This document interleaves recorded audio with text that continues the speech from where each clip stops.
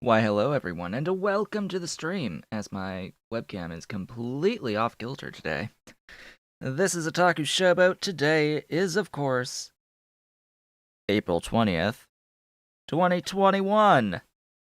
It is a glorious Tuesday morning, and we are going to be playing Sea Block today. But first, of course, the usual random topics at the beginning of the stream to allow some folks to filter in, as it were, here at the beginning. Uh, you might be able to see, like, bruises here.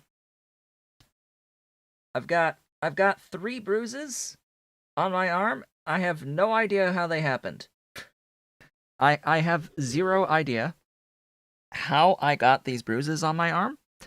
They just appeared suddenly, and I don't know why. I guess I hit my arm somehow on something at some point. I don't know. I really don't know. But anyway, I am overall feeling a lot better than I have been in recent weeks, and I think that this stuff is something that's helping quite a bit with some of the issues I've been having. This is high absorption magnesium with a very green label, so it's being filtered out. Magnesium deficiency. You need to be very careful not to be deficient in magnesium, because you know what it causes if you don't get enough magnesium? Loss of appetite, making the situation worse. Fatigue as well, making you really tired. Headaches, which of course that's always a problem. And it can also lead to deficiencies in other things like potassium, which end up causing muscle cramps and such. Yeah, and heart palpitations. And yeah, there's a lot of things that magnesium plays a role in, and even some mood related stuff. So, and sleep related stuff. So I've been taking this for a few days, and I've already noticed a pretty big impact on my overall energy levels. And just I can think clearly. I mean, yeah, I'm still drinking lots of coffee, but I'm maintaining the energy levels a lot better throughout the entirety of the day at this point. So that's always nice. What else? Let me see here. Oh yeah, the sale of my grandmother's house. The closing on that didn't happen on the 15th. It is going to happen tomorrow though.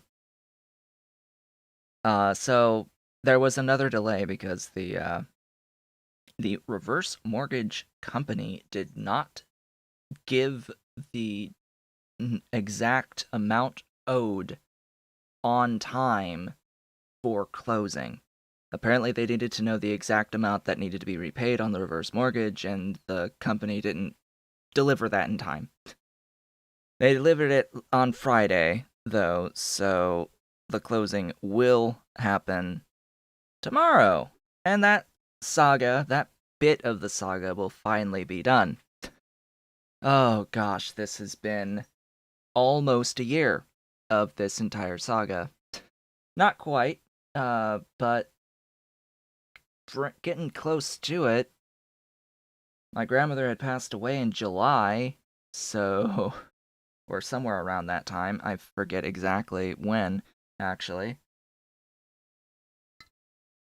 It was after we had the cats, so it's as kittens. So it's definitely been not quite a year at this point. So yeah, that's the thing that's been going on. And my internet service provider, Cox, wants to. Well, basically, we got a letter in the mail saying that there are changes coming with our internet service provider, with Cox.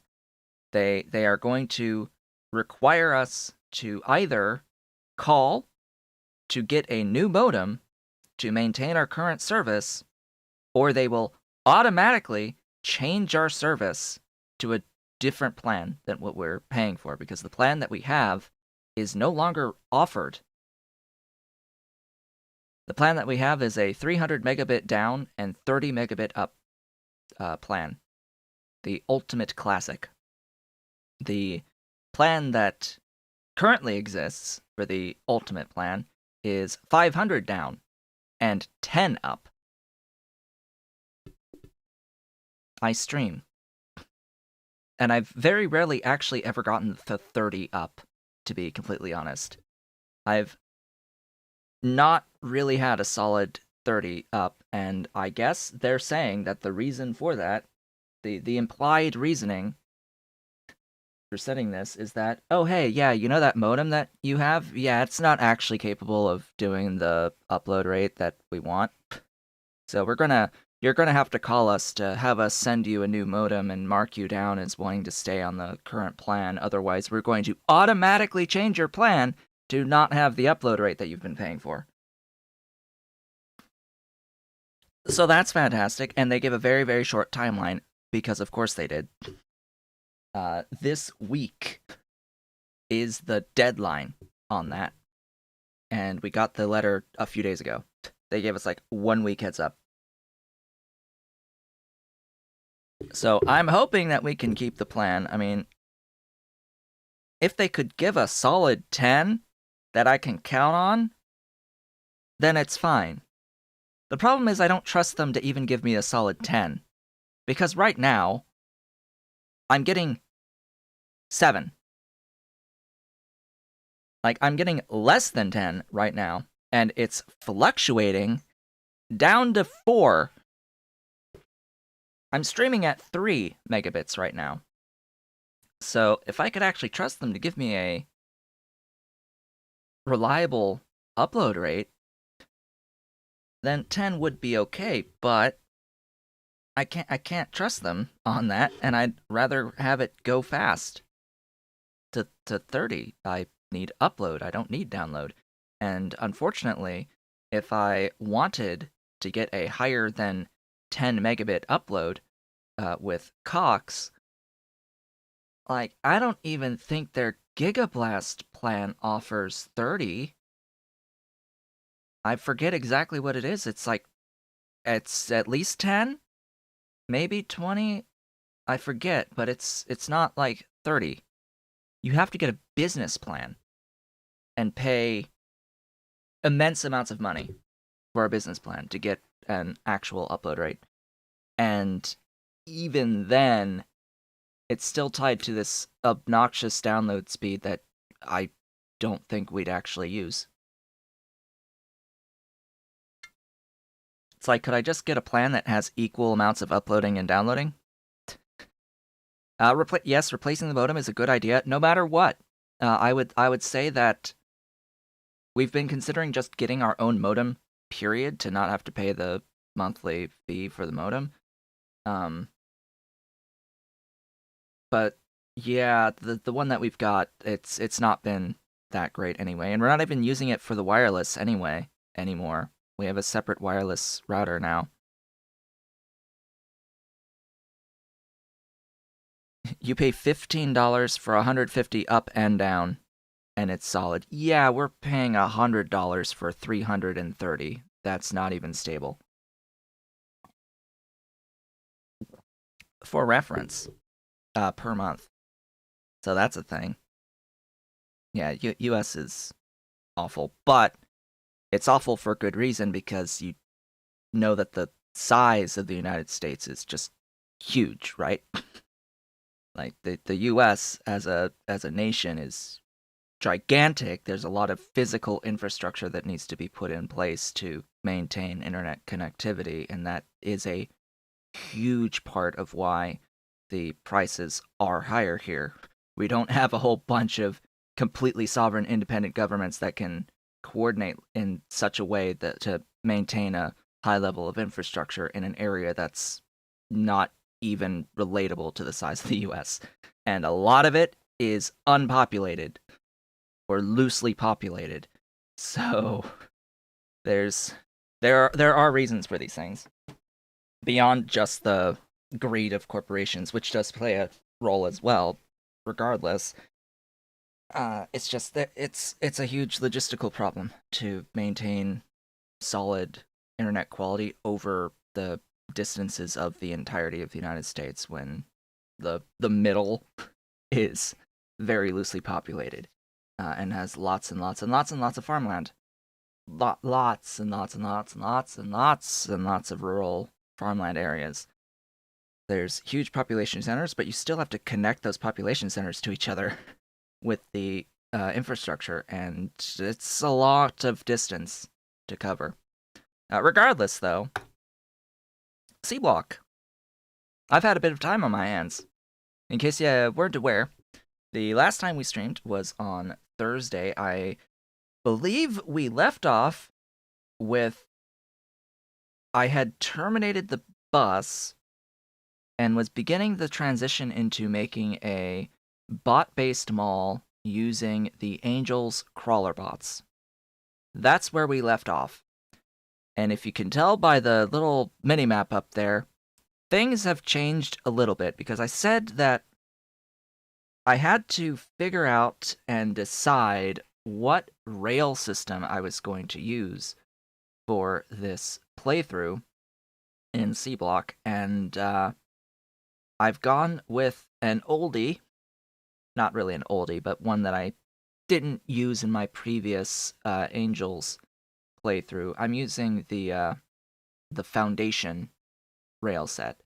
I have links to this on my Discord. It's not a thing that I have made, but it is convenient. It's convenient. At least I think this is the Foundation. I think this is the Foundation rails. Let me bring in. It is this one, the Foundation rails on the length 3 right-hand drive. Oops, I actually needed to make a copy of that. Alright, go back in there, you. So, Foundation rails, there's a link, I think, to Reddit for the combined 4-lane system, but you actually get all... You get access to the 2-lane, or is it... No, this one doesn't have 4. This one doesn't have a 4-lane option. This one's just a 2-lane. You get the book, and it has the right-hand and left-hand drives with signals for a length 6 and length 3 train, and we're going to be doing a length 3 train. So that's the one I use, and I am right-hand drive, so that's what I'm going for. Speaking of drive and right-hand drive, so American Truck Simulator is a thing. I own that one and Euro Truck too, but I felt like actually playing it for some reason for the first time in a really long time. So I've been playing American Truck Simulator as well, off-screen. That's a thing that's been happening. I've started a new game of that. I don't really own any of the major DLCs for it outside of the one free state that they gave. So yeah, it's just like California, Nevada, Arizona that I have access to, but they've got so much DLC. There's quite a few new, quite a few states that they added. They added Oregon and Washington and I think Idaho, Utah.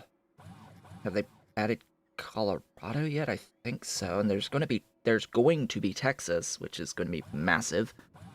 Like, Texas is the size of its own country in and of itself.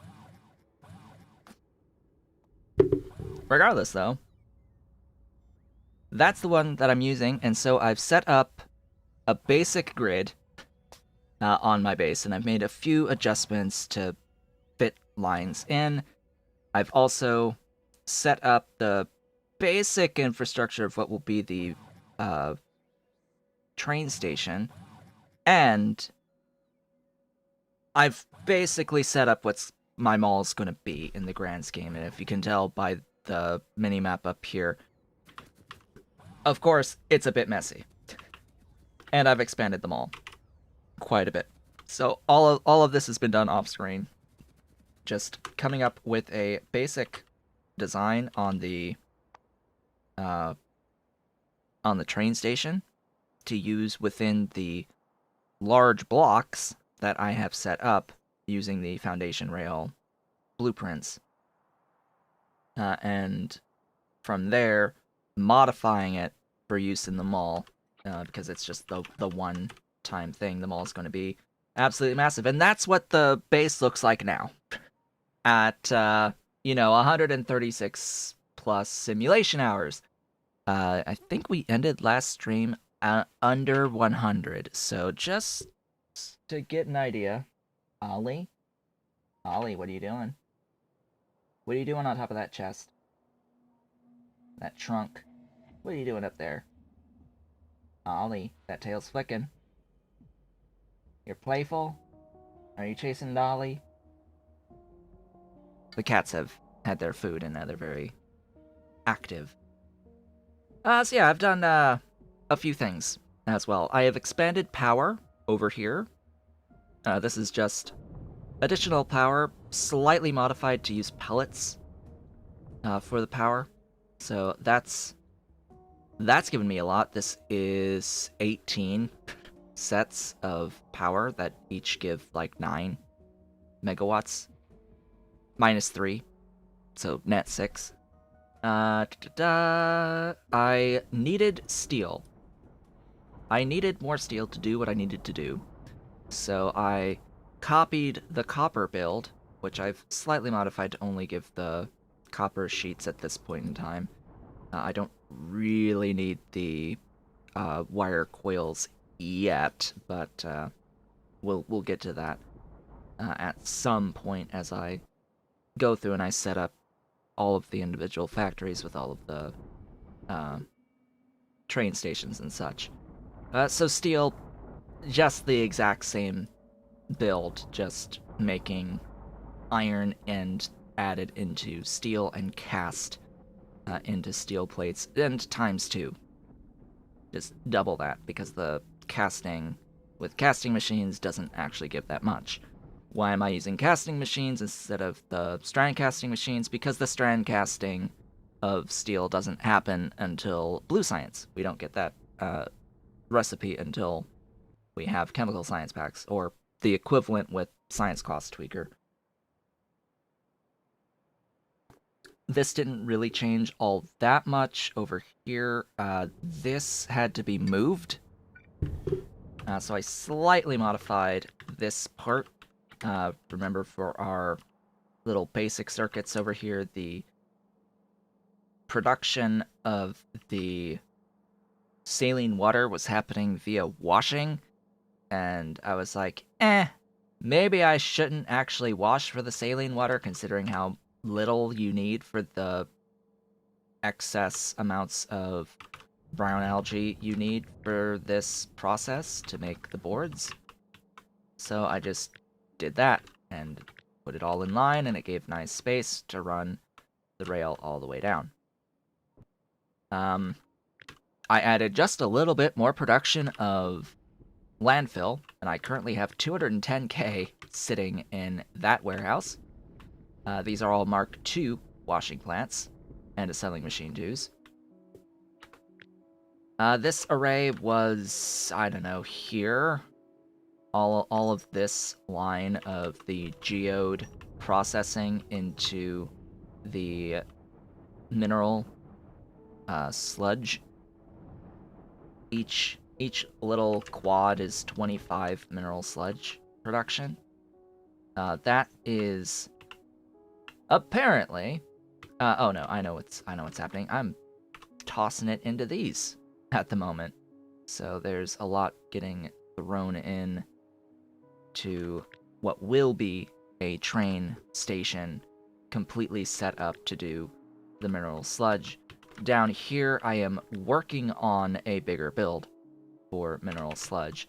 but I think that's not necessarily going to be the focus for the day today, because this is more scale and scaling, trying to get something built that is going to give me a lot of sludge slash crystal seedling in the end, or whatever else I need. Yeah, I also needed a bit of viscous mud water, so I did that too. I set up on water a whole bunch of seafloor pumps and just connected them up, and yeah, this is like full pipe throughputs of the viscous mud water just available here. I might need to move them on trains at some point, but we shall see about that. And I could do this anywhere as long as I plan ahead of time and leave a little bit of water behind before filling it in, so I can actually place down pumps where I need them, or get to explosive excavation and actually be able to make water from landfill, or just blast holes with water. Of water. But that is a chemical science, no, that is a military science tech, and will require cliff explosives, which I've gone through all of the tech I can at the moment. I have no more techs at Green Science that I can take, so that's also a thing. And the main thing here is that I did get access to cliff explosives. I've made a few to clear what cliffs were in the way. There's still some cliffs, but basically just take some sulfur, make some explosives, and make some cliff explosives out of that. I have that over somewhere. Here. Here. Right here. Explosives! Just add whatever sulfur to that, and we're good. Just grab it from wherever I have sulfur. Which, yeah, these guys, I think, maintain a backlog of sulfur. Yeah, 200, 200, 200, 200. 200 in there. I'm not going to have a consistent supply of sulfur, though, until this tech, which might be problematic, because this is the tech that allows us to get infinite quantities of sulfuric wastewater, and therefore sulfur, out of the cleaning, the treatment of the sulfuric wastewater. Yeah, slightly problematic, but that's if I don't want to use waste products of other processes. We should do that wherever we can.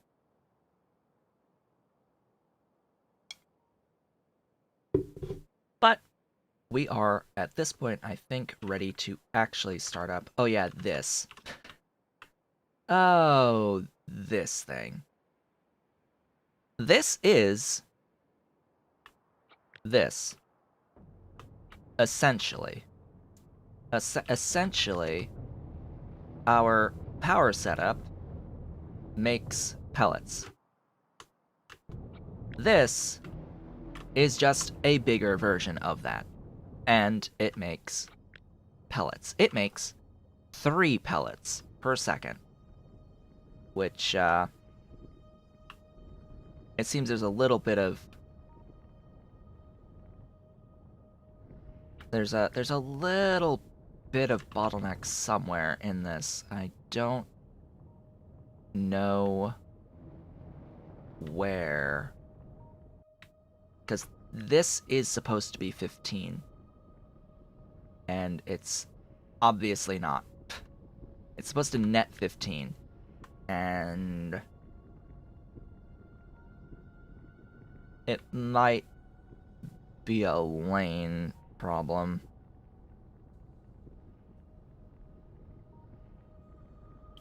Yeah, I think it's a lane problem. Maybe. Yeah, it's a it's a lane problem. The reason why it's a lane problem is because I need to use this. So what are the pellets for? The pellets are for my fuel stop for my trains. That's what the pellets are for. They're going to be fueling my trains at least temporarily. And once I have a setup for a different fuel for the trains, it can be converted into actual steam power, which, yeah, that's going to be a lot, because each one of these is 24 megajoules. And if I can count on there being 3 per second of these from this build, that's a bit of power. That's a bit of power. That's an entire. If it was the standard boilers, it would be a full array, 40 boiler, 80 steam engine. But at Mark II, it is half that.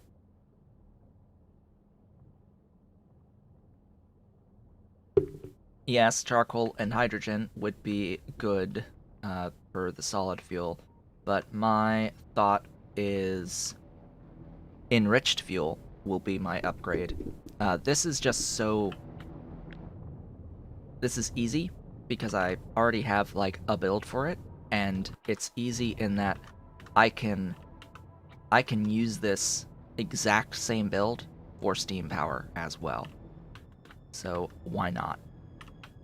I don't have to muck about with anything else. I can use this for steam power, and I can use what I can for the fuel for the trains. So that's going to be that. I have that fuel stop already set up, and now I can officially start using the trains, making the trains, placing them on the thing, and setting up actual factories that use the trains. Now, I have no idea what the first factory is going to be, because the scale is going to be absolutely massive. Because I've been thinking about this, and it's like, my God, that's the amount of space to get 25 slurry or sludge, 25 mineral sludge per second. Like, that square is 25. So and all of this is what? 3, 6, 9, 18? 18 times 25, right? 450 per second out of this infrastructure that I placed over here.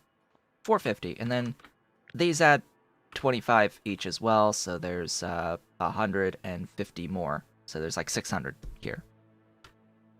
600 per second total. Not all of it goes into this station. It doesn't get this 150 just because of, yeah, these pumps that I'll have to probably reverse or something. Regardless, though, at scale, just at scale, looking at this guy, if I want a belt of plates... Oh, I'm not looking at the sheet coils, am I? I should be looking at the sheet coils. That one for now. We're talking 375 mineral sludge for just a belt of iron plate. Like, huh? Of course, this does make 7.5 crushed stone as well. That can cycle back using the basic recipe that converts the crushed stone to mineral water into eventually mineral sludge. We can process this into mineral sludge with sulfuric acid to recover some of that cost. But is it worth it? And is it worth it to do that on site? I would need to have the matrix solver on. for this? Well, let's see. Let's do that and be like, oh hey, let's go down. That goes into slag slurry that needs to be processed. Into that. Now, because the matrix solver is on, it's going to try to produce enough to make all of the sludge that we need. And for whatever reason, it fails. What is this? What is this problem here? What is it trying to do? I don't know what it's trying to do.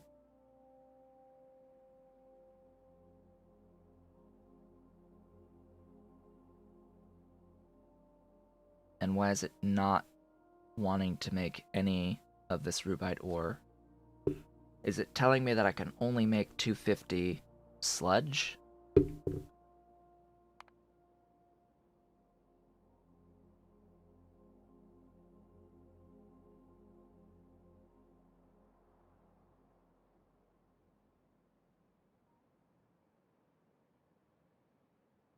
What is it trying to tell me?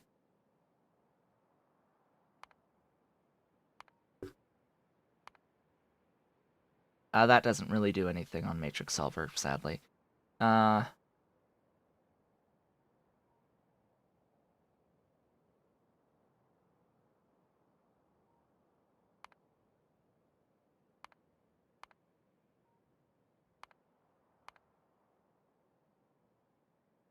Process that wastewater.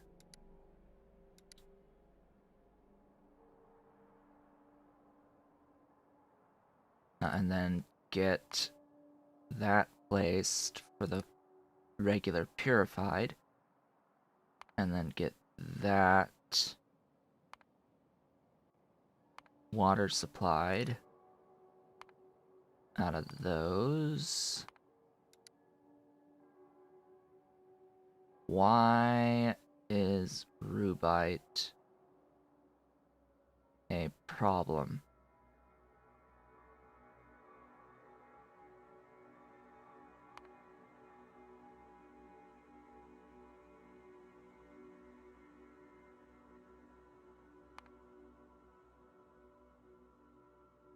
I don't know.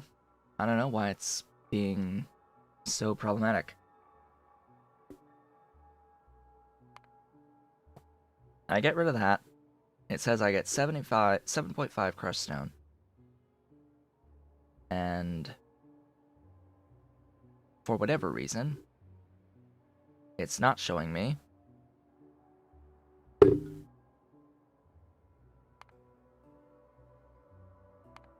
What? Well, it doesn't want to use the crushed stone here, and I don't know why.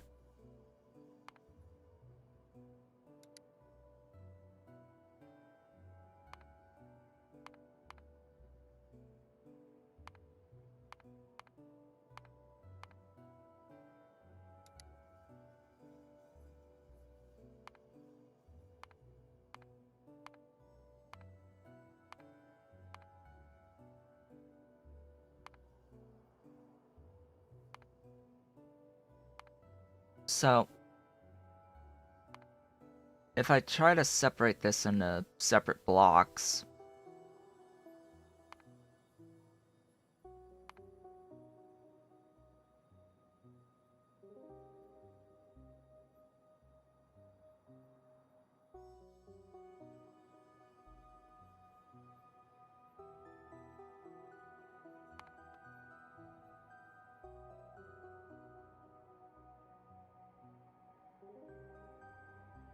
what happened to these?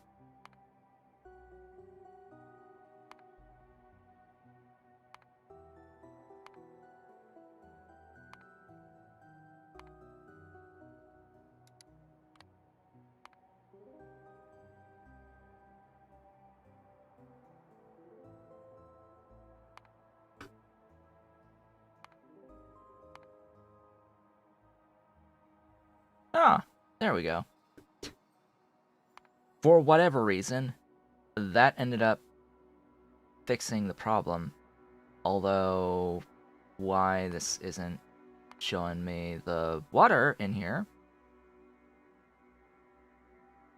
is beyond me. Like, what happened to the water? I totally added a recipe to get the water. It's right there. Why are you not giving me my water?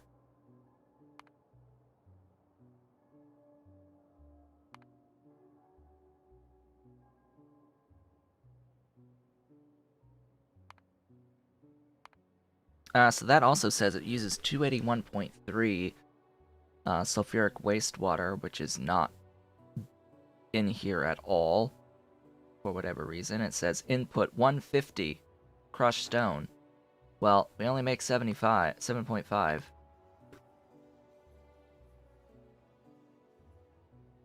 So this is telling me... so this is telling me that I need, for this system,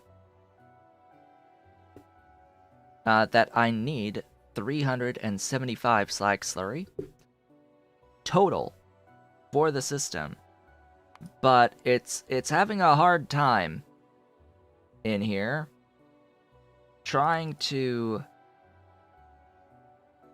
use a thing that's up here that's being produced in a process down here. It just can't, it just doesn't know how to handle it. This is one of those weird cases where it just can't handle multi-output like that. And like cyclic stuff between the blocks. It doesn't like it. Now, 7.5, you can probably tell 7.5 of 150 is hardly anything.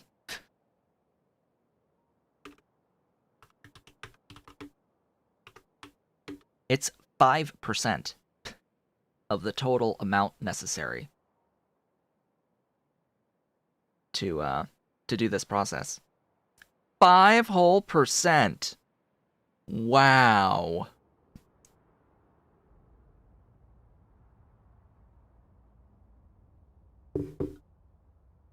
We need to get more efficient. And in fact, I need to do this more efficiently, because you can probably tell here, while I do use some of the crushed stone here to get this 500 mineral sludge, I do use some of the stone as mineral water to make algae. Wait, where is all of it going?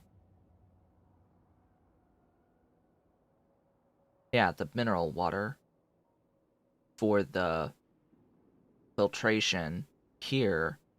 While a lot of it's used for the filtration, this other 21.54 could otherwise be used for more mineral sludge through the other method as well. So there's a little bit of lossiness here that I could adjust for as well. But going back into whatever tab that was over here.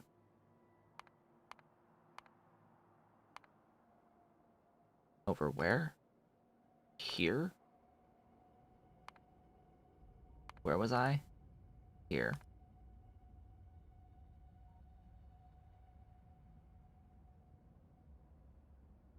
Well, I'm just trying to... This whole thing was just to try to make a point that I could cycle back some of this crushed stone. Like, that was my entire point that we've now spent a really long time looking at because of this slight issue using Hellmod to try to illustrate this point. But we could do this. I wanna actually do this factory.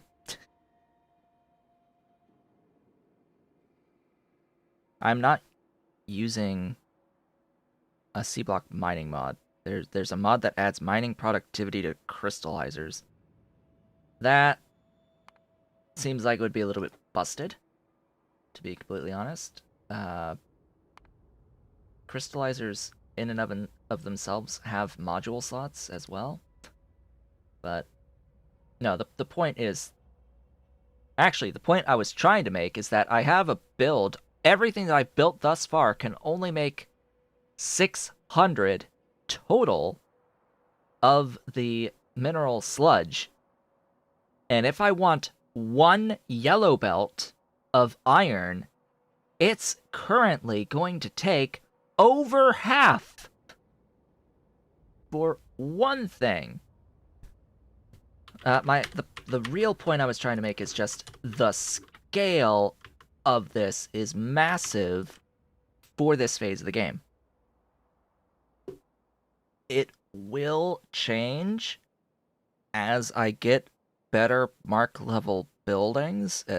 I think this mod absolutely requires upgrading your mark levels for faster crafting speeds. It absolutely requires using the better efficiency processes. It absolutely requires going down the tiers of Angel's metallurgy and all of that. It 100% required for progression to get stuff at scale.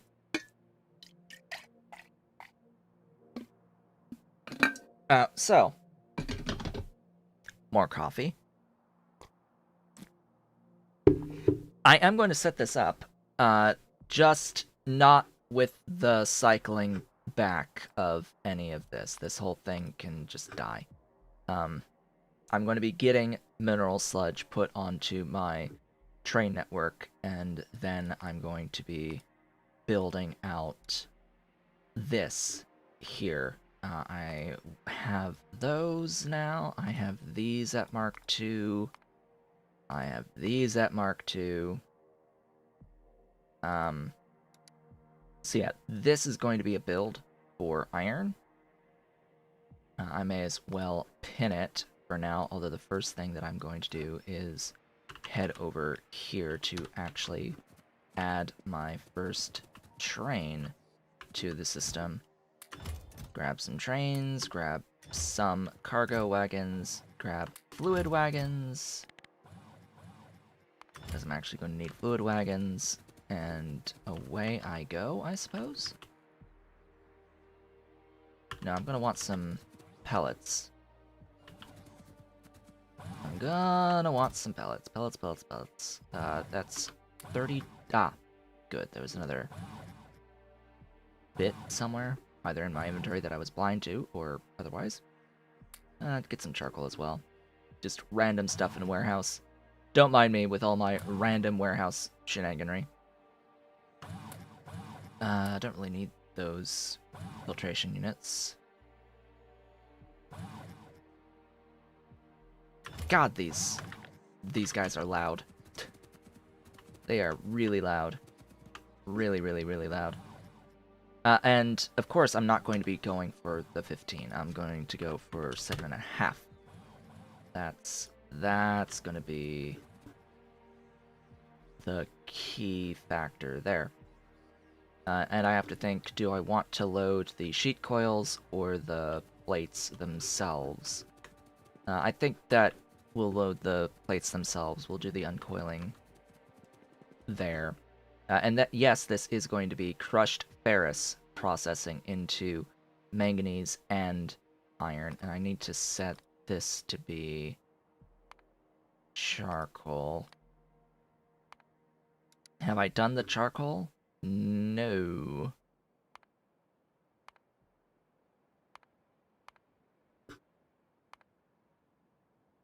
This really needs to be the default.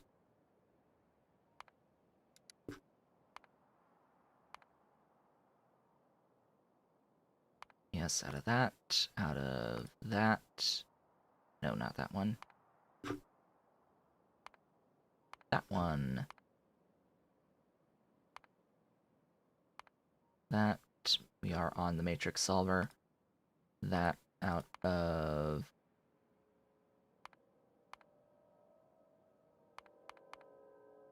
Huh? That... Oh, right. We make crushed stone out of this. So this actually loops. Wait, I have the matrix solver on. Why are you not using...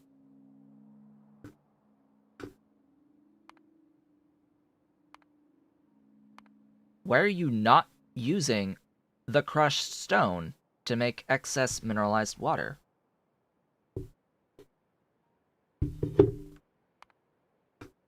Hey. You should tell me this. You should... Okay, what I do is I set the void recipe... What? Alright, now you're... joking with me. That should force it to use the crushed stone to make mineralized water. That really should, because now it's being used in a recipe as an ingredient somewhere else as well. Although I guess because it doesn't have a product, we can't say, oh hey, I want whatever the void product is.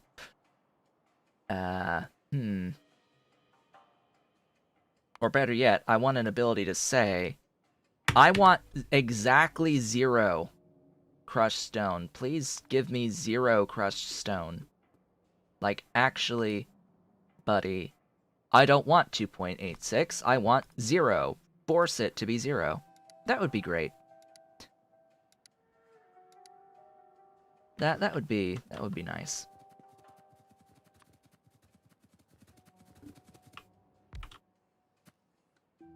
Alright. Connect.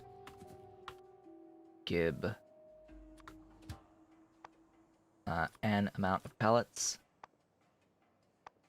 Alright, there's equipment grids.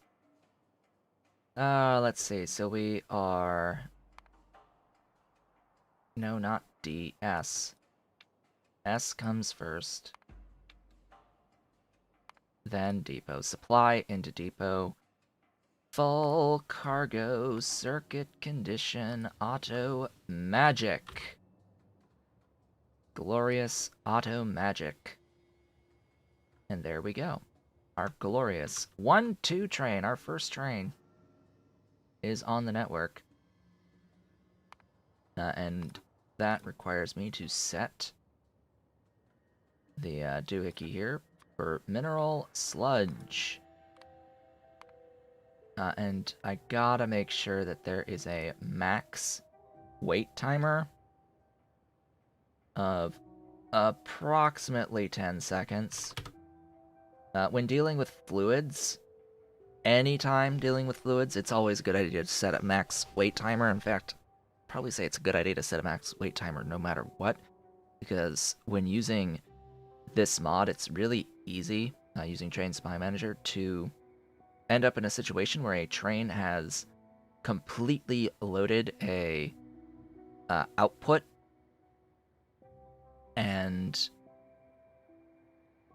it just sits there while your factory slowly pulls from the fluid wagons, essentially.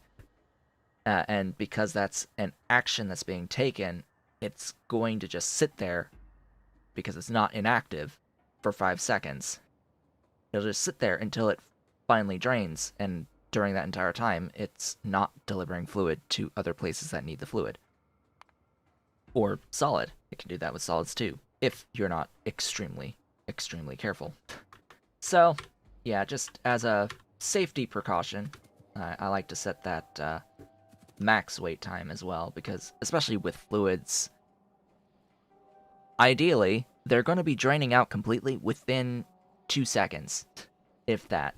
Like, they're going to drain real fast wherever we have them. So that's done at this point, completely. Now to decide where in the world I'm going to set up this iron. Well, wouldn't you know it, I have that area over there. Where did I park my vehicle? All the way over here. Let's make sure I actually have the infrastructure that I need for this. I need a bit more of those. I need an induction. I do have an induction furnace 1. How about an induction furnace 2? There we go. Then, am I carrying around blast furnaces 2? No, I'm carrying around blast furnace 1s. Even though I have blast furnace 2s. There we go. Do I have the ore sorting 2s? Yes. How about crushers? I have the crushers. And that's a lot of crystallizers. I've got a lot of crystallizers. What about... Ooh, that shouldn't be that. That should be those. Because I totally have algae farm 3s now. And I totally have these. Do I have... I do have those. And I have algae farm 3s. In fact, I have quite a few. I have quite a few. In fact, I would like the entire box. In the grandest of grand schemes, I need infinite amounts of algae farms. So, yeah, in case you weren't aware, I need a lot for the scale that we're going to be building at. What the heck was that sound? There was like this pop. I hope that wasn't problematic of a sound. Just this, like, pop somewhere. On my desk, it sounded like it came from. Okay. Off we go. Off we go. Right next door.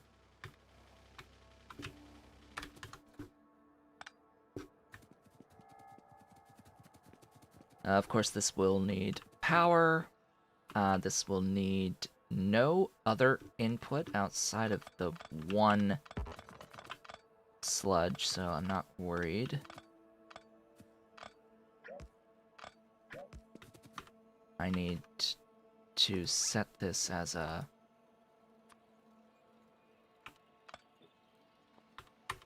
request station. A new bruise, maybe. Maybe. I mean, I've already got 3 on my arm here for whatever reason. I apparently did not bring my arithmetic combinators and train requester lights. Let me grab some of those. Don't have them in my car either. That sucks. Okay, where are those? The lights are here. Thank you for the lights. And the arithmetic combinators are here. I need those. Are these arithmetics? Yes, both of them.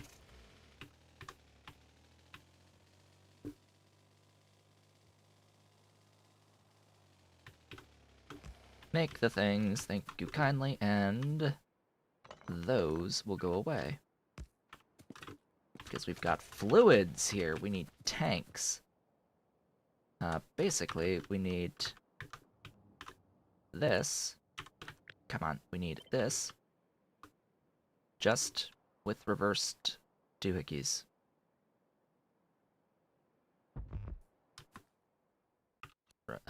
Reverse direction on those pumps. Maybe I go that way. And then the next point, do I set this up from the start for logistics bots to do all of the work for me in these individual factories?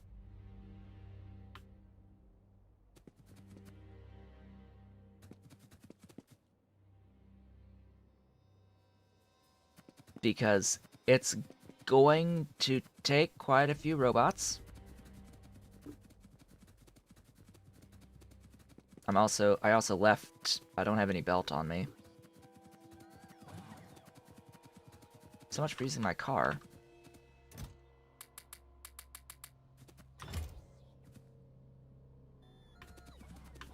And I'm not really making any Logibots right now, either. These cargo bots. Oh gosh, I made a little bit of a mess. No, didn't I? Go over here, do that planner. Excuse me, I said do that planner. Alright there. Go, my minions. Clean. Do some basic cleaning for me.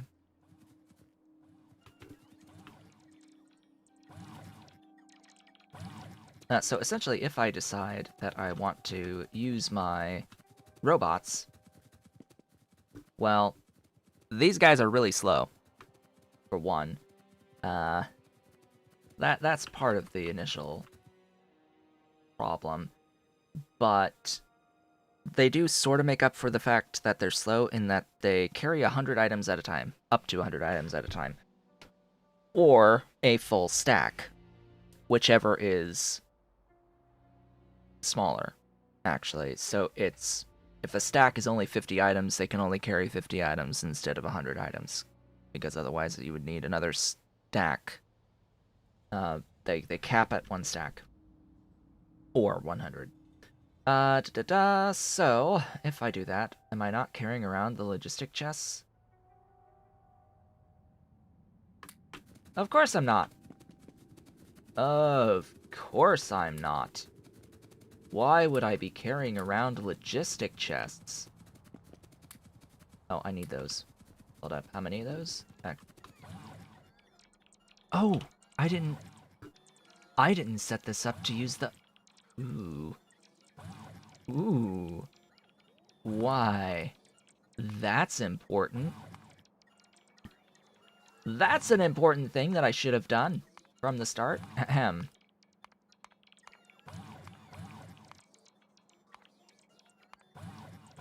Yeah.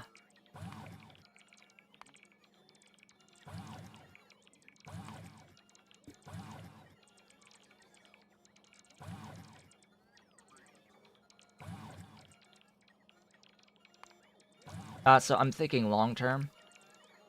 I may not exactly need the logistic bots now, but I might, in the long term, have it set. Oh, that needs sulfuric acid. That might be why I decided against that, initially.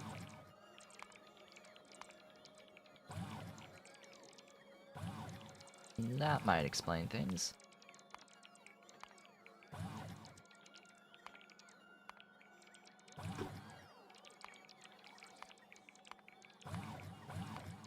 But sulfuric acid is something that I can set up locally as well. Especially if I'm going to be doing the charcoal anyway.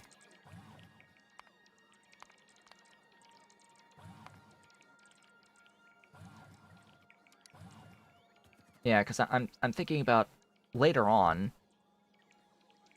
when I am doing things at much greater scale, with higher mark level things, with a lot more throughput required, everything is going to be transitioned to robots anyway.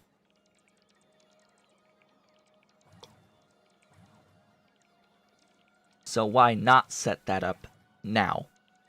From the start, set it up with the robots in mind.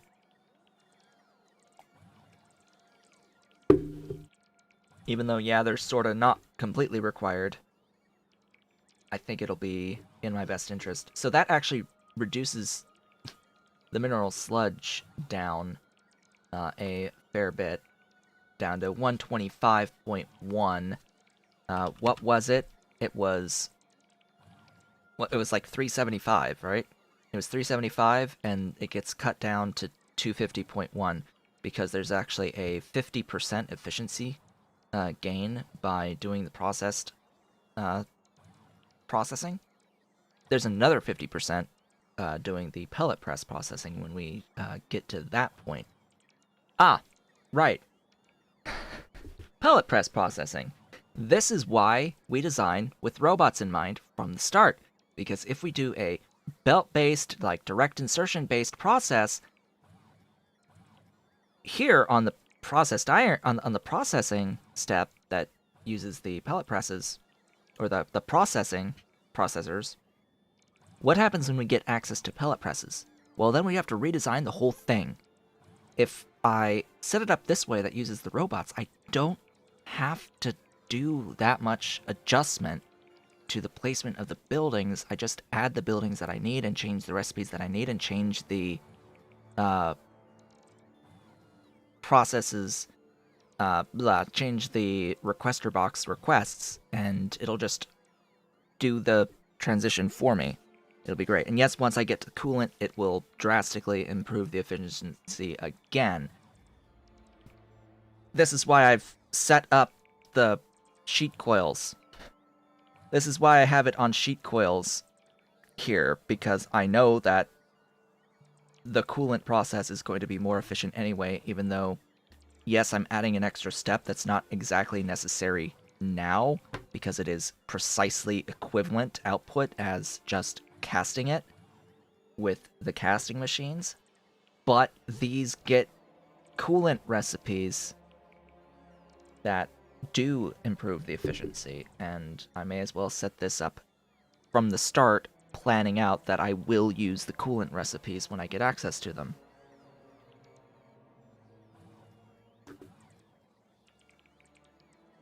Now, this does come at the cost of needing 25 sulfuric acid per second, which is going to get consumed.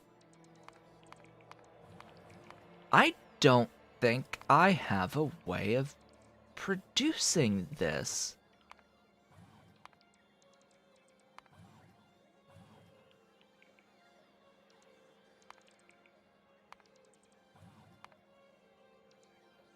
I know it's a byproduct. I get a net gain out of the sludge processing, the mineral sludge processing. There is a net gain.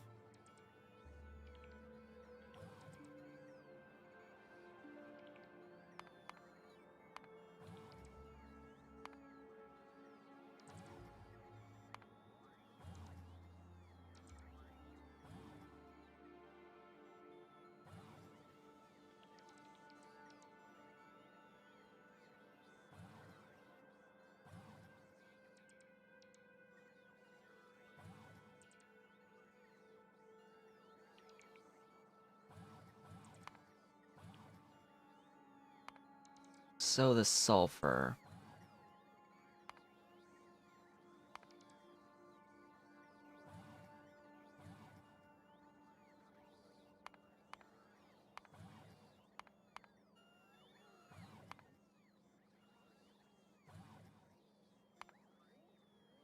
Ha, 21. Yeah, right.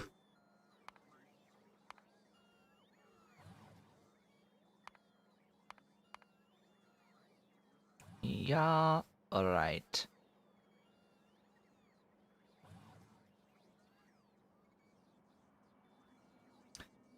I don't know why.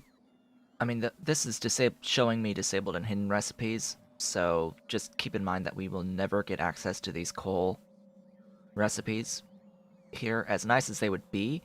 We can't get coal, so they're never going to be available to me. This happens in Pyandon's mods as well. There's occasionally recipes that you'll see that would be otherwise really nice, but they aren't going to be activated by anything because of the combination of mods that you're using. With everything being separate pieces, they're still there because they need to be there if you don't have a specific mod in the set, and if you do, it'll just never get activated. Or it gets modified different ways, shapes, and forms over several iterations of the development of the mods. Ah.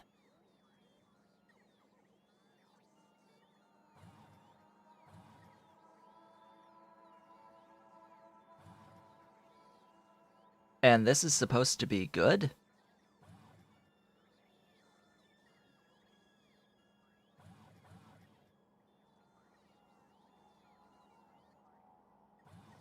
Huh. I have my doubts. So yeah, I'm not seeing this as a realistic process. Unfortunately, I mean, I do have the sludge, and yeah, I'm still only going to do 7.5 here.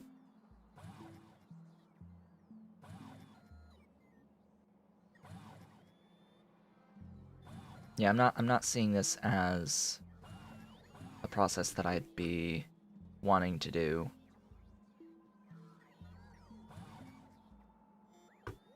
Unless, hey, all the way back here, this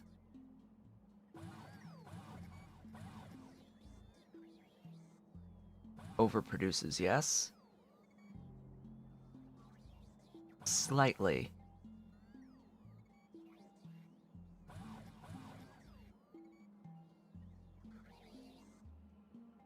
This does overproduce sulfuric wastewater? No, it's even. Huh? It makes 20, it uses 20. But it only consumes 0.19. Wow. That's not much. That's not much excess. Not at all. Even if that's actually 0.1, or 0.01. 0.01, I have 18 of this. So times 18.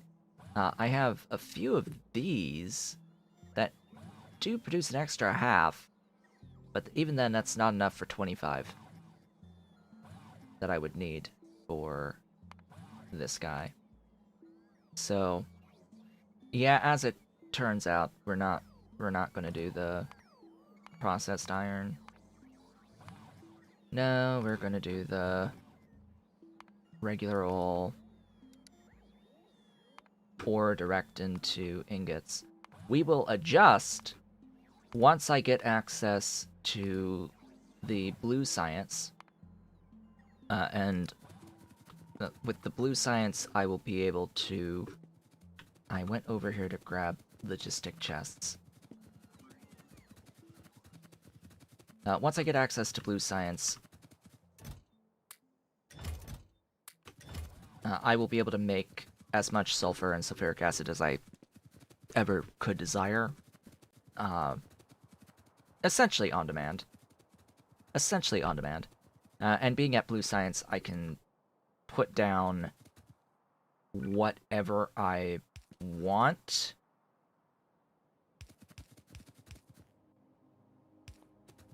With water, because I will have access to water fill ideally by then.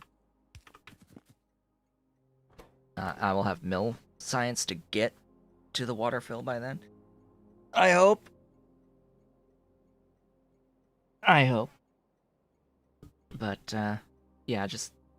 This is all stuff that we need to get through. Slowly but surely, transitions will need to be made, because at chemical science, we get access to the lime processing that will end up giving us lots of sulfuric acid. I say lime processing, but it's a porous lime filter that you make, and you process that in the air thingy, air condenser, whatever, and then wash it afterwards to make a filter, and you essentially just consume lime and get acid gas and sulfuric wastewater out of it. So it's pretty much sulfuric acid on demand and sulfur on demand. Regardless, though, that's going to be that. I'm going to place these down, and these are going to be requesting infinity amounts of iron plates.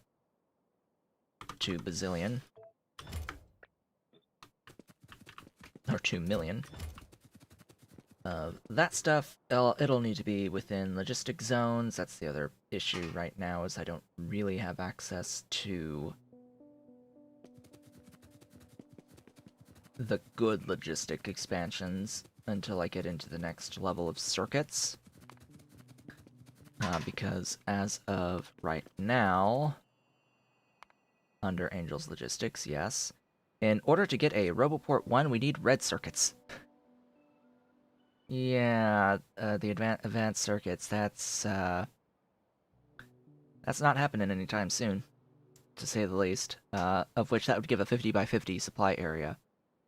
Right now, and even the medium remote stations and logistic supply zones, those are only 20 by 20s, and they are also red circuits. So what I have access to are these, which add a 9 by 9 each. Yeah, haha, about that. Do I have access to the Bob's charging pads? I do. But again, red circuits. And I guess as I get into this, I'm actually in need of a break. A little bit early, but yeah, I need a break. So I will be back in just a few minutes.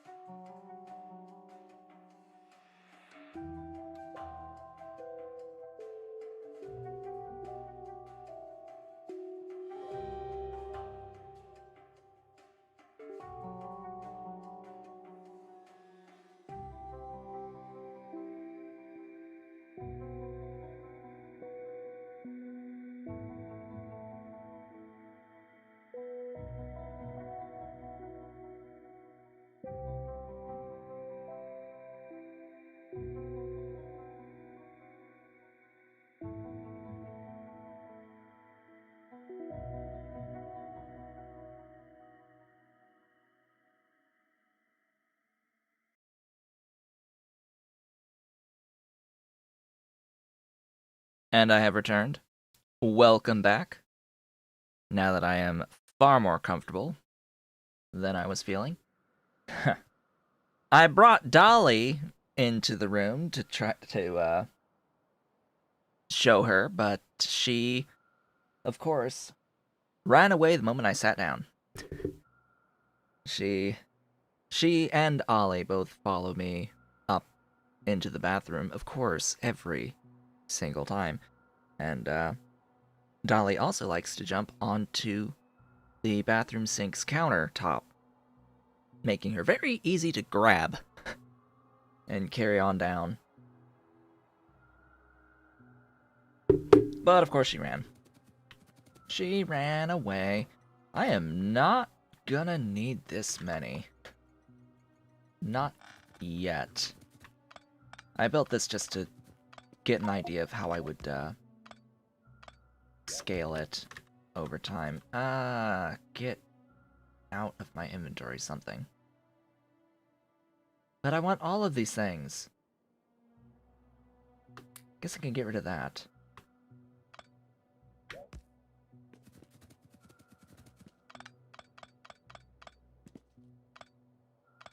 There we go. Better. Better.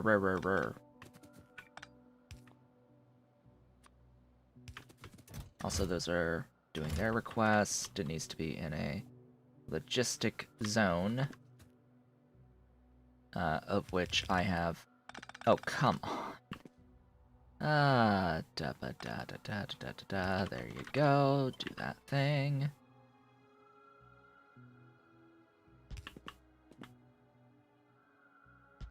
Ah, good. They're within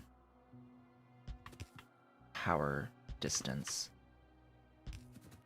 So yes, the glorious 9x9s on this logistic zone. I'm going to need a Roboport, though. One of these guys. Crawler Robobox. I'm actually not making any of these on my networks, at my mall, so let's set up a location making those. Sadly, all the Bob's pieces don't, I can't make them yet. Yeah, I'm gonna need stuff that's for reds and batteries and all that, and yeah, petrochemical processing. Oh boy, that's gonna be a mission. That shall be a major mission. Right, red circuits too. Let's see, where am I? Here. Hello, stuff, things, give things. There. Ta-da! I actually have everything at this point, after having scaled up steel. Steel was the biggest bottleneck, but apparently now it's tin and iron. So let me make all of that and get it going. Get it onto the mall, and we can begin actually naming the mall stations after supporters, as per usual. So this one is requesting mineral sludge at... Is this only going to be iron? Is the other piece of this?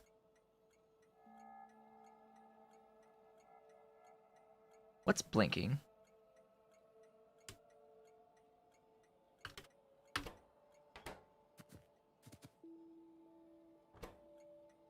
Oh. There's a sound effect when at the train station of like a turn signal blinker. Oh, that's annoying. Yeah, one bottleneck fix leads to another bottleneck. Yeah. There's always going to be a bottleneck. Always.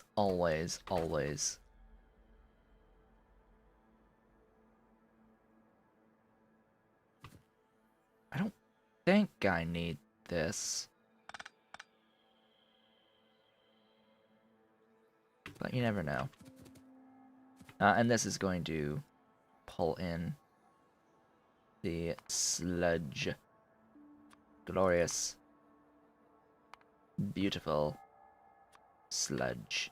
Here comes the train.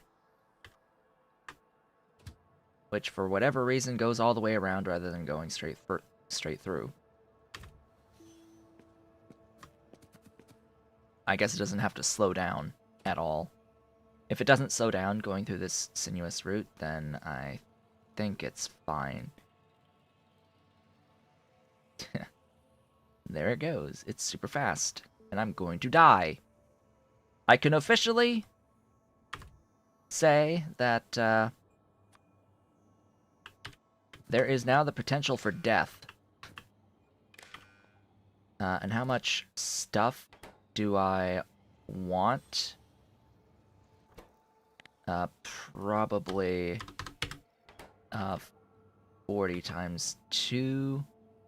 X is now 2. No more request is going to happen. There's 97k total going in. I haven't explained this. So let's see. Is this going to be a good explanation or a bad one? Because I've explained it very poorly, and I've explained it very well, and I never remember which is which. And I should explain it each time I have a new series in case someone's watching this and you haven't watched me use this previously. But I've used this logic and this blueprint since I started using Train Supply Manager, essentially. And what it is that this is a way of controlling how many train loads of stuff you want as a amount buffered in the station. And it doesn't matter how much stuff, it's just stuff.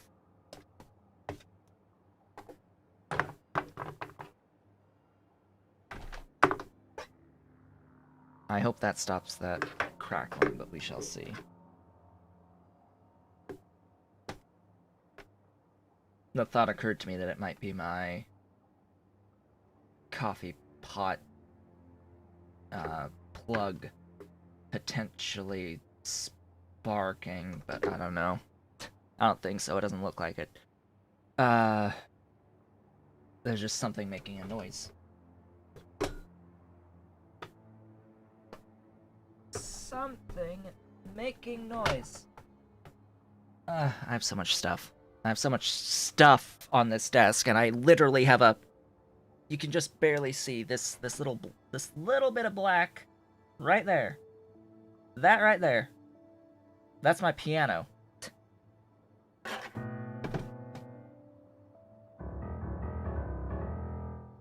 That's my piano. 88 key piano that's sitting next to me. Just a big new 88 key piano that I'm trying to learn. I say trying to learn, not like I'm really doing too much.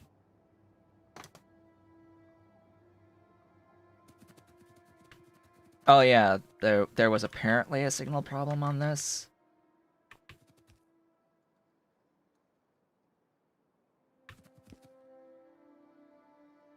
No, it wasn't this. No. The previous series, I was not using this. My previous series, I made my own thing, and there was a signal problem on the one that I made. I did not make this.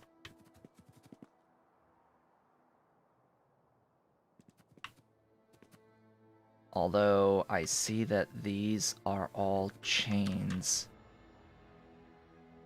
And these are not. Huh?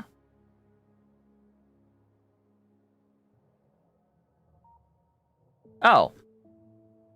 Well, that would explain part of the problem. Ahem. So, the goal of the circuitry, as I had just said, was to provide control over the number of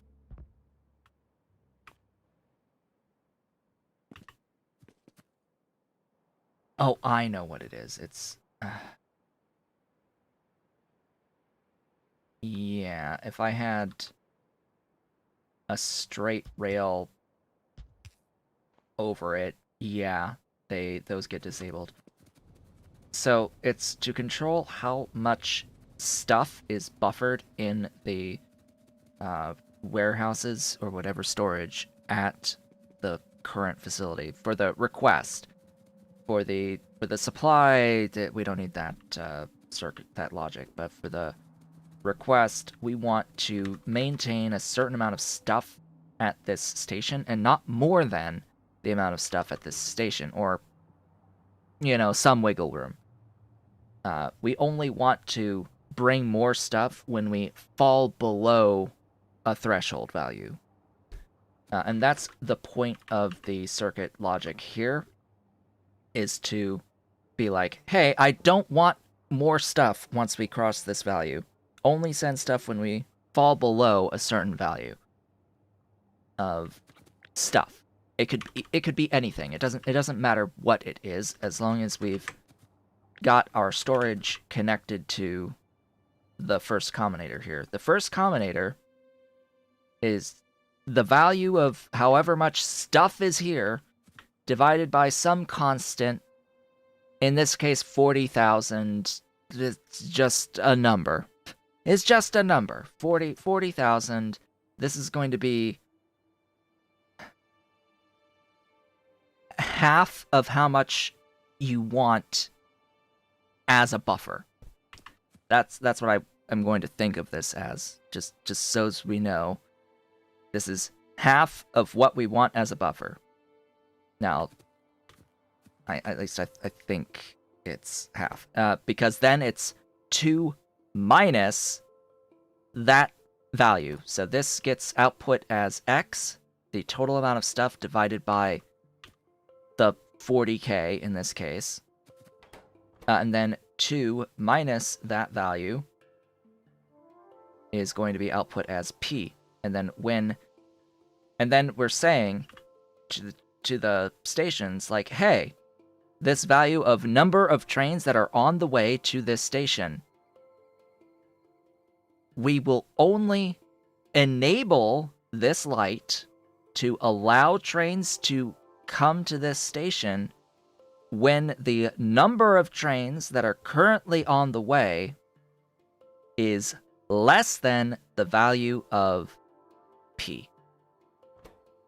And P can not be greater than 2. So we limit the number of trains that can be on the way, theoretically, as well as set a value for how much stuff we should store. And that's because we're doing 2 minus the value of X. We're basically saying, hey, we're going to have twice this much stored. Because right now, our P value is 0, right? The P value is 0. The number of trains on the way is 0. And that value is equal to P, so we're not going to send any trains right now. Once P is no longer 0, we'll send a train. And once a train is coming, if there's one train that's on the way, if P is 1 and there's one train on the way, we shouldn't be sending another train, because then trains on the way equals P again. And technically it shouldn't bring another train, but it happens so fast it might skip a check. So there might be 2 that end up on their way in that circumstance. But regardless, it adds some control over the number of trains that are going to be sent, as well as trying to keep us within an amount of a threshold of buffer in here. That's all that this logic really does. It's a modded thing. Yeah, I'm using the mod Train Supply Manager, which is all these GUI buttons up here. Basically, we have a set of supply depots through these supplier train stops over here, and we tell the mod that this D-Mineral Sludge 1, every train station, supplier train stop, that is named D-Mineral Sludge 1, as however many there are, they're going to be assigned this 2-picture ID identification. These can be whatever we want it to be. It doesn't matter that I've set this as Mineral Sludge. The mod doesn't care what it is. I could set this to be X and A, or whatever. It's just whatever I want on here. And when I want to pull stuff from this specific set of stations, from whatever trains are sitting here, at a requester train stop, I need a light. I need a light at this requester train stop, and when I click on the requester train stop, it brings up this train requester, so I can set the 2 pictures of the station supplies, the supply station that I want to pull from. And there is a priority system that I could mess about with, but bleh, I've never touched it. I've never had need to touch the process priority system in here, but it is a thing that I could do. Hello, Ave. Welcome to the stream. I'm just explaining I'm still explaining my requester logic again, but first time this playthrough for those who have not been around to have a look at the logic yet. So essentially, we just get a whole bunch of supply depots with their own unique IDs, and of course we could mix and match, etc., etc. All of the different stations, we could add station names to the list. It really doesn't matter. It's very, very strong, powerful, the customization you can do with this mod. But for here, we just have a simple request. It's going to bring up to 80,000 stuff in here, as long as we have more than 80,000 stuff stored. We're not going to send trains, but as soon as we fall below 80,000, a train is going to be requested to come over here. It's going to add the stop to the list, and it's going to move from sitting here to going to the station. And because I've set the wait timer 10 in here, when that much time passes, it'll move on without sticking around. You're struggling with transition to trains in Sea Block? Because for me, that's just been a time issue. Same with Pyanodons. It's just a time thing. It just takes a while to figure out and to get the steel you need for the rails, really. I ended up setting up supplemental, like, actual steel casting off screen so that I could get enough steel to make all the rails that I need. And I need a lot of rails.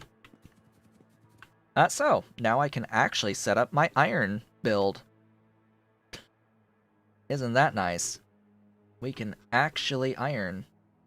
Also, this is my pin. This is not my pin. Get rid of all of this stuff down here. That's no longer necessary. That's necessary, though.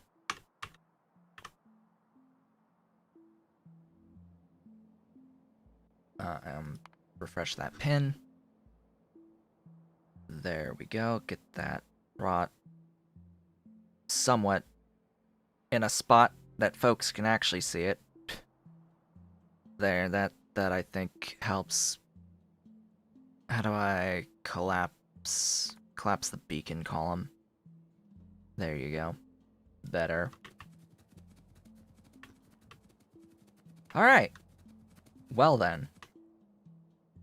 As I've said, the only thing I actually need is this fluid as my input in here. The rest of the stuff I make, or I'm able to make locally, I am going to need an amount of charcoal, approximately 1.12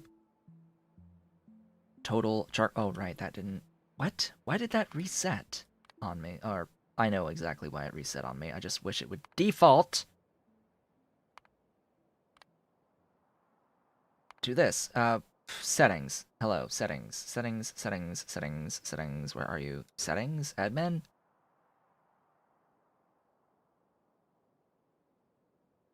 No. I need... Where's... General settings. Preferences. Yes. You.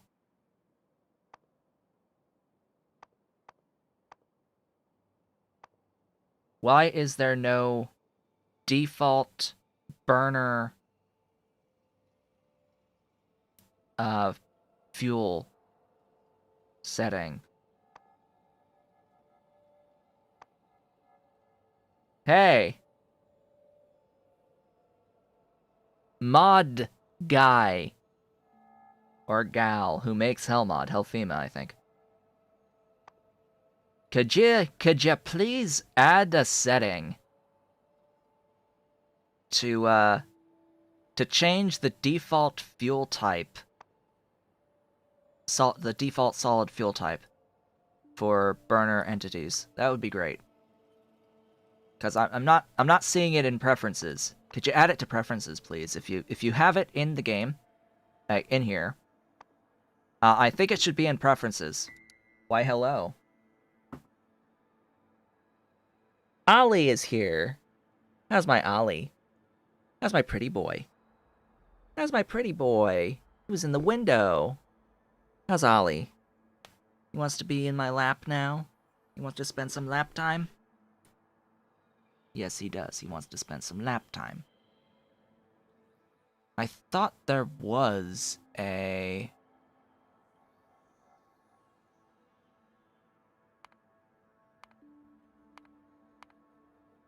way to change the default, but I could be wrong. I do not need a calculator, thanks.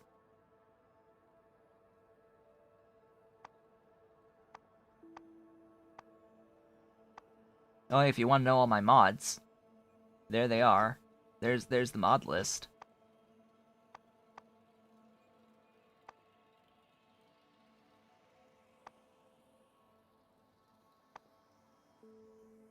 Yeah, I wish that there was a way to change the default, because I want to make it charcoal.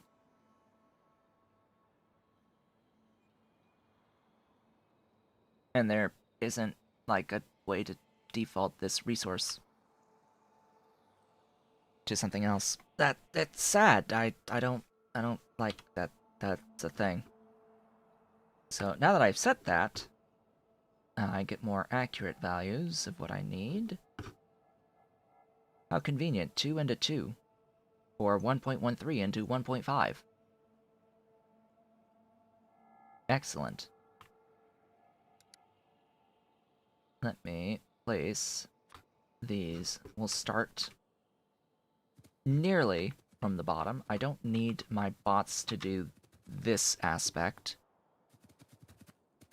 of stuff. And I want to, of course, design this in a way that's going to be scalable / tileable. So I'm going to start this down here. Or do I want to start it down here? Do I? No. I'm going to make it, and if I need to move it, I'll move it. That's how this is going to be. We're going to do these. They need to be connected. With pipes, I'm going to need liquefiers. One's giving me that stuff, the other's giving me that stuff.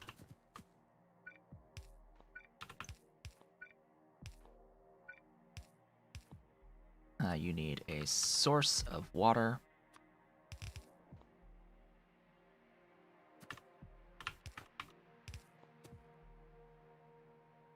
This will produce the crushed stone, but yeah, there's always a but. It needs a seed of crushed stone. Or does it? Does it? Actually, no, it doesn't. It doesn't even need this, like a seed of crushed stone. I will need to overflow valve. Void. The excess mineralized water. That's what I'm gonna do. Hi, Ollie. Ollie's now grooming. He's grooming in my lap. He's curled himself up into a nice little ball. And he's grooming. He's licking. Yes, you're licking. How's my boy? How's my Ollie? Yes, you're licking. You're licking my hand. Yes, my boy. He's in a grooming mood. That's also going to need stuffs from this away. That's going to be that, that, and that. I need those. These are going to be making me the things. Those go into one of these. That goes into just one of these. Yeah, 0.47. Definitely don't actually need the loaders, but I'm committed. I could do this in a smaller space. Move that way. This will go into a steel furnace.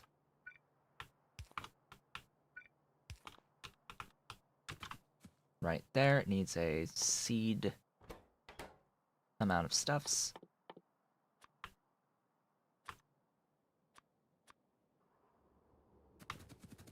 Just like this will as well.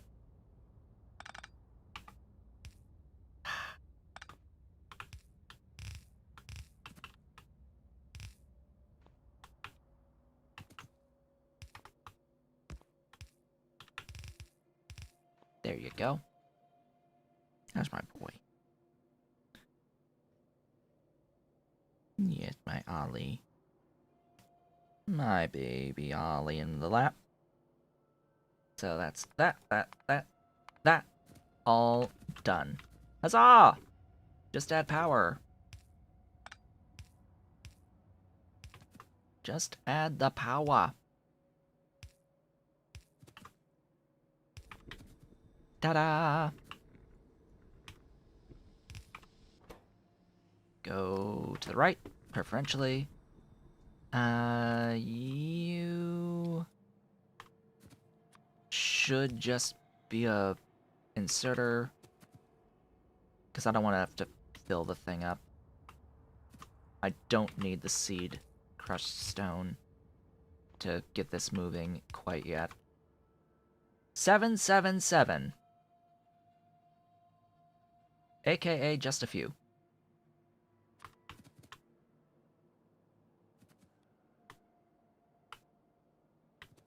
Alright, how to do this while conserving space.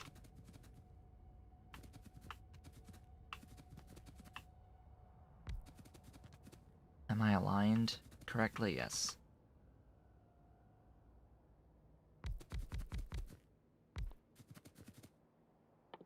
You're doing that one.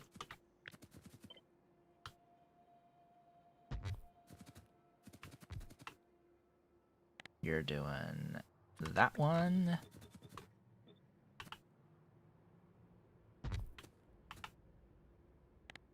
You're doing that one.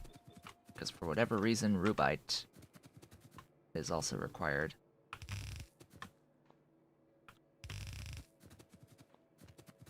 Okay, you there. Ollie, that's my shirt. Yes, I know you're grooming. I know you're like into lick right now, and you've actually somewhat shut your eyes while you groom, but yeah, that's my shirt. That tickles.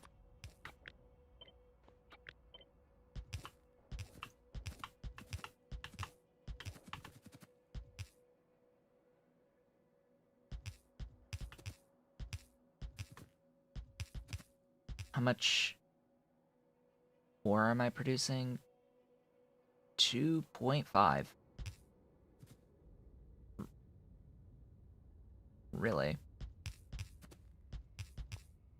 2.5 in total.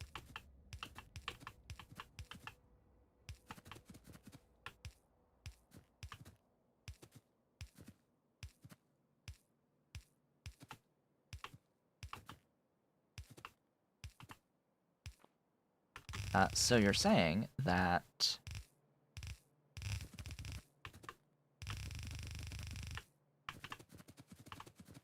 theoretically,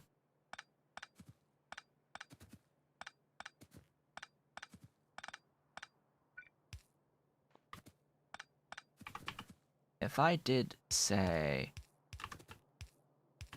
this, I could cut this whole thing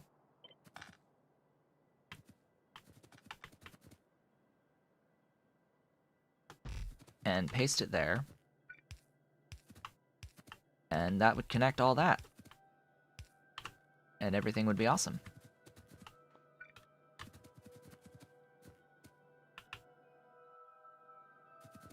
I just have to, you know, get the fluid over here, but that's the easy part. Ollie, that's my shirt.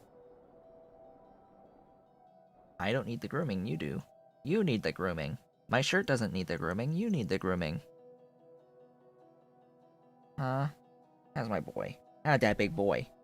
How's that big boy? You're comfy because you're a dark gray cat, and I'm wearing gray sweatpants on this day. So he's stealth. He's stealth kitty. He's stealth kitty normally, but hey, there you go. He's just having a good old time. Having a good old time giving himself his bath on the lap. Yeah. You're making yourself pretty? You're pretty boy? You're pretty boy with your great big paws. With your great big paws. Yes, great big paws. Wee. Yes, gotta show the kitty. Always gotta show the kitty. So, power.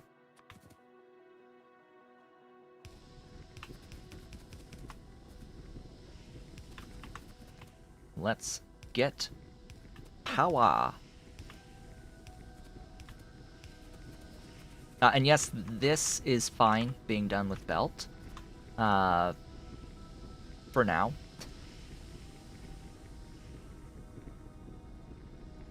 I know I said logistics stuff. Why do these have names?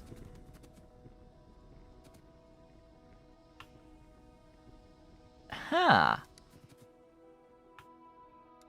Well, these objects pull from the name list. Wonderful. The game's name list. Alright. So I need 3 and 1. Okay. You guys. 1, 2, 3, 1. 1. That.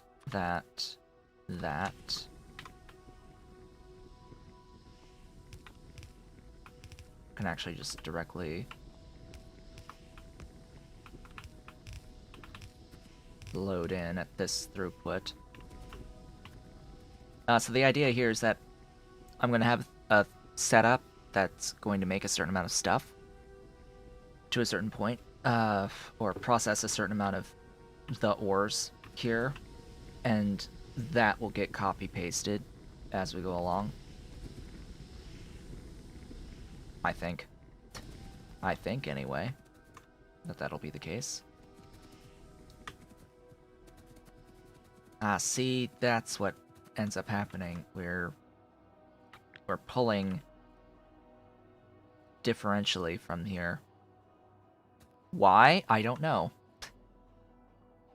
Like, I would expect that with a setup like this, where you have this intersection, one, like, equal intersections away, equal number of pipe segments between the two things and this intersection that goes out, I would expect it to be like a splitter and to be pulling evenly between the two tanks. But it's not. It's obviously not. We've got 67k in that tank and 9.2k and declining in this tank.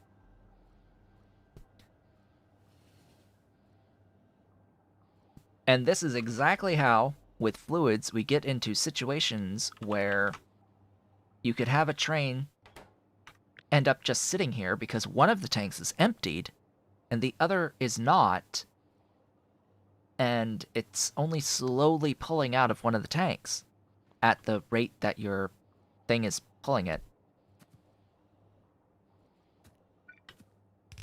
So that I originally had this little connection pipe in here to try to even out the amounts in each tank, and that will even out the amounts between each tank, even though it's pumping out at different rates for whatever reason. It should even out the amount just by adding that in. So now that one is at 42k, 43k, slowly rising as this one is falling, and hopefully it takes care of that. But this is why I ran on this guy the or 10 seconds past, to make sure that it always moves for me. Let's see here. So I'm going to need that, and that. We're going to need a jump of at least one tile. Yeah, 2 tiles.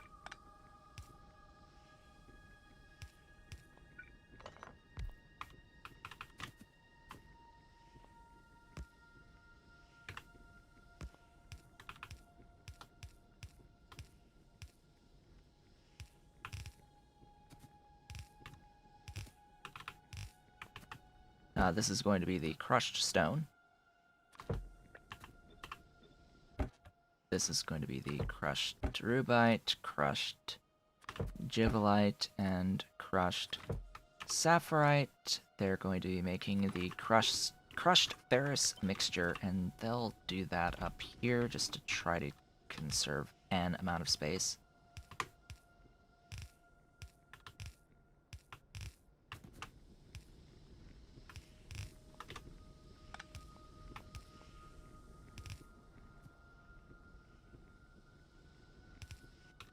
The distance shouldn't matter. It's the same number of pipe entities from the junction. It's the same number of pipe entities. Like the game only considers the actual entities, not the physical distance. At least that's what I've led to believe. But now these are semi-evened out. It'll take a while for them to truly even out, but yeah, a lot closer than they were. Regardless, though, that will make the crushed ferrous. Huzzah! Oh gosh, do I have enough room for that? It's 7 point... Wow, it makes 7.5. The combined value of all of the stuff. Interesting. That's good to know. 2.5 times 3 is, of course, 7.5. There is conservation of the volume of stuff. Anyway, I need my not ore crushers or sorting facilities. Yeah, that's a little large.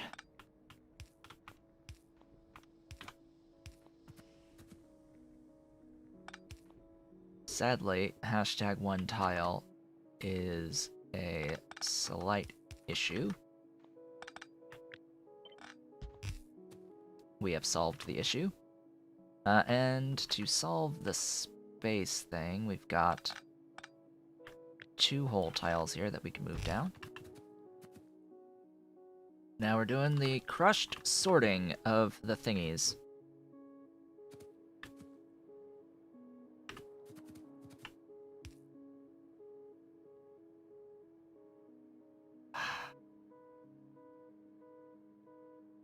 Throughput could change over time. It's going to be easier if I start with the filtering. So we'll go... Where's iron? Iron.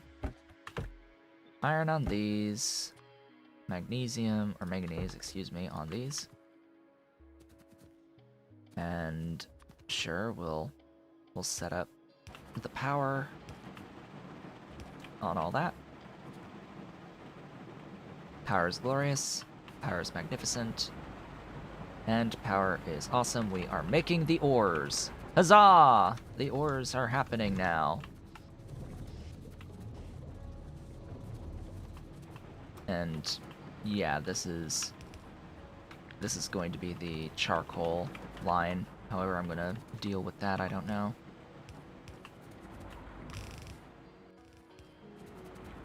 Like so, I guess.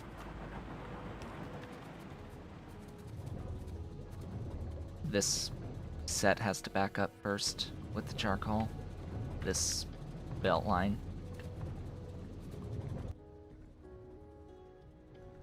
Yeah, so this will process up to 22.5 stone per crushed stone per second into 225 mineralized water. Definitely going to have enough to do all of this without needing to make any slag and crush any slag from electrolysis.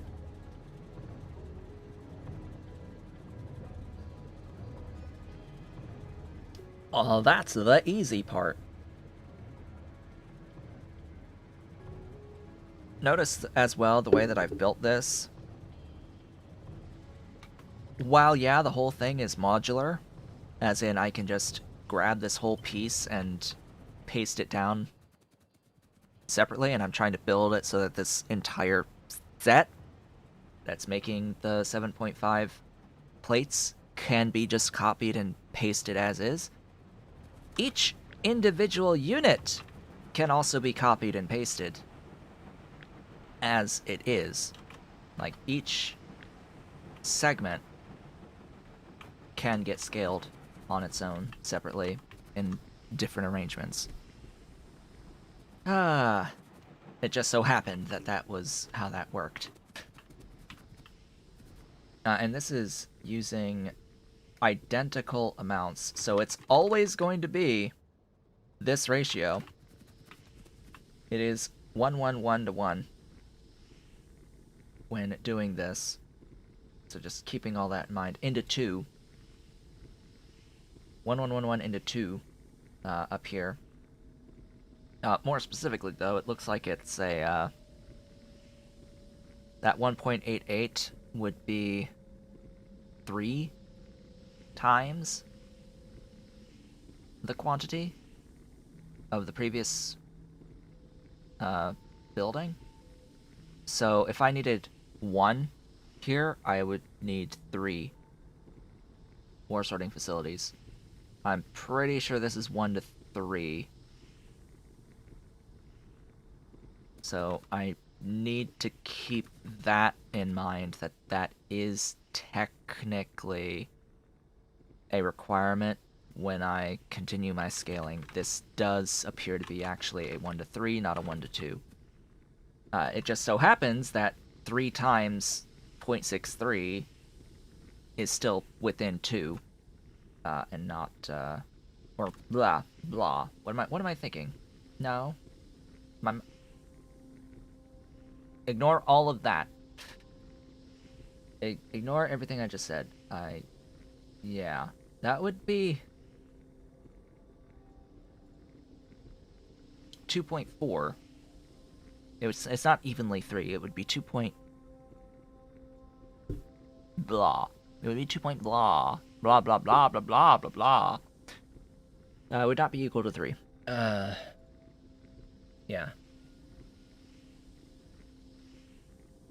It would be greater than 2 though.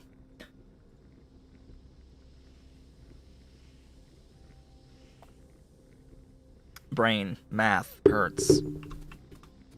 Physical pain. Anyway, those are all finished now. I'm done thinking about that. Blast furnaces. Huzzah, I need to combine stuffs.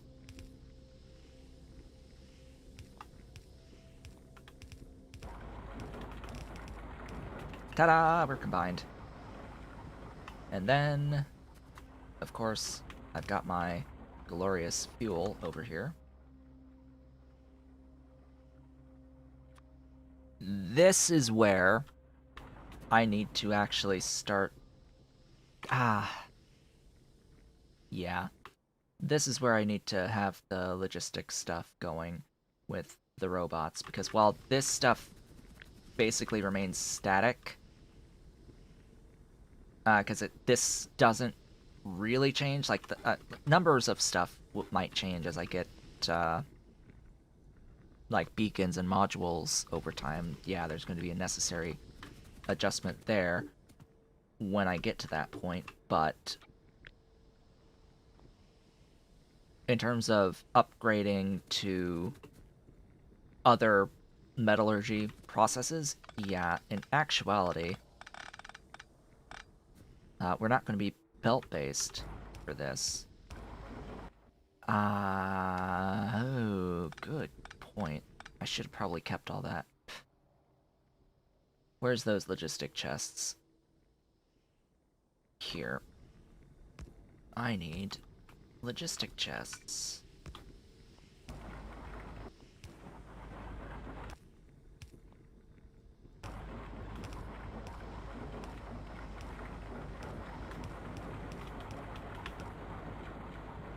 Ta-da! One's loading with iron, the other's loading with manganese.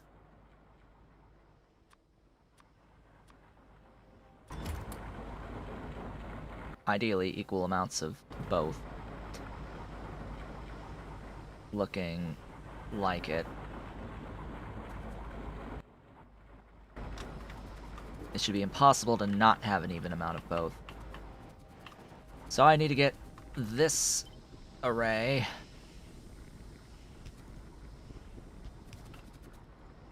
brought over.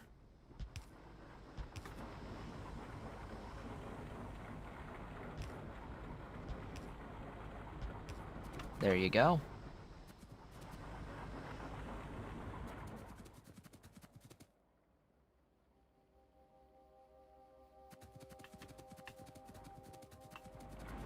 You chose the catalyst sorting. Well, it's not like I'm not going to do the catalyst sorting.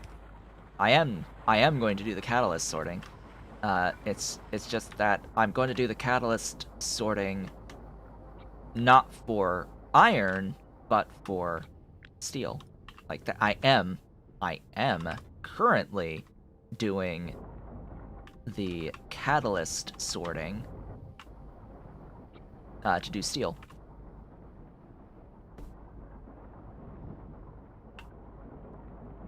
Now for iron itself, yeah, I'd rather do this.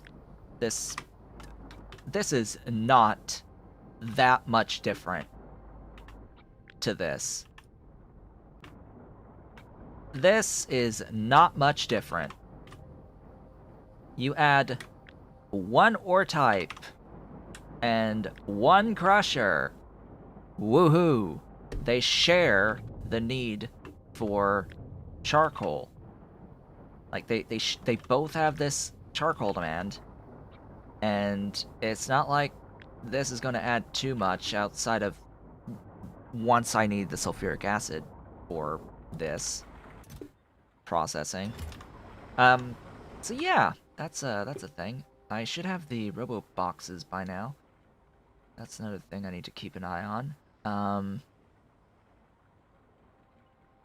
Yeah, so blast furnaces.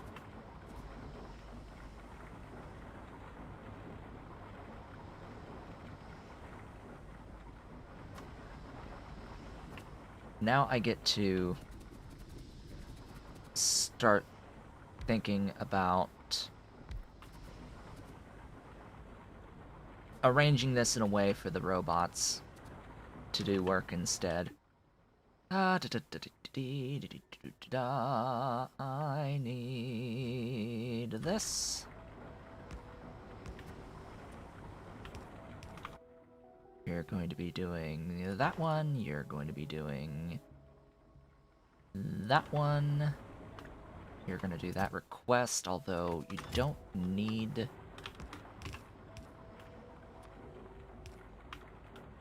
the charcoal. That's going to fuel. That's going to fuel and provide the charcoal. That's that step done. There you go.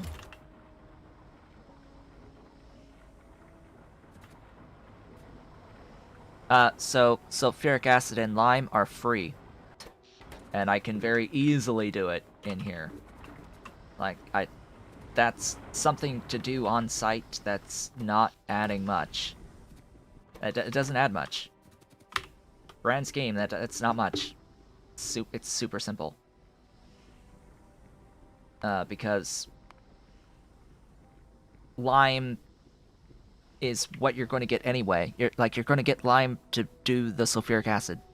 In fact, the only reason why I'm not doing that right now is because I need blue science for the final sulfur processing stuff. I need to be able to make porous lime filters for get the recipe for the filter recycling and the sulfur air scrubbing. The scrubbing is going to be producing sulfuric wastewater out of lime.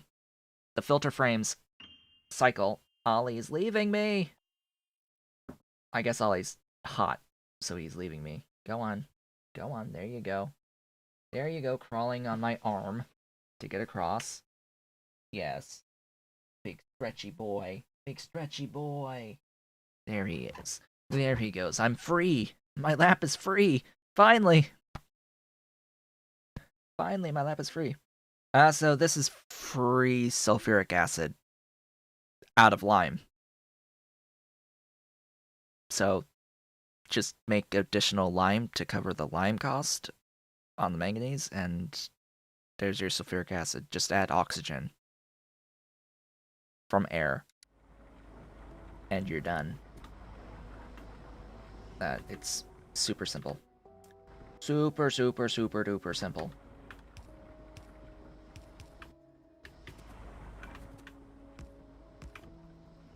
And then we need an induction furnace. That can be set right there.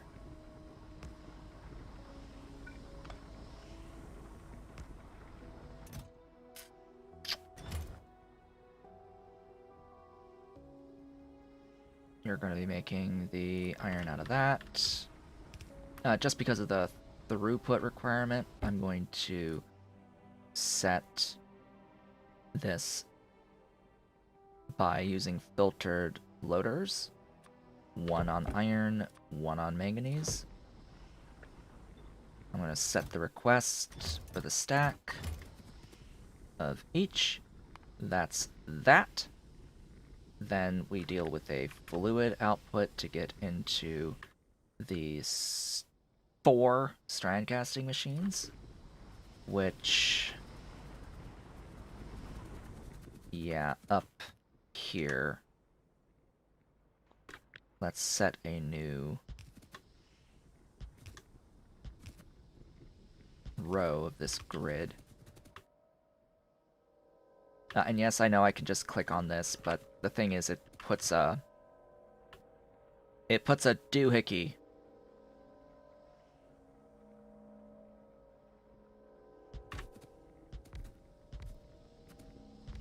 It puts a blueprint in my inventory that I have to keep in mind that is there. I don't really like that it puts the thing in the thing. I don't like that it puts a thing in a thing! Oh boy, how specific of me. It can clog up the inventory. If you have a full inventory, it is painful.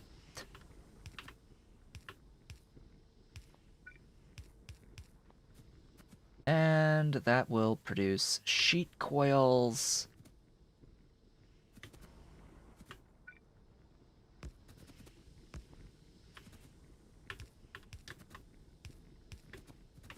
And the sheet coils will get processed, I don't know, over here somewhere.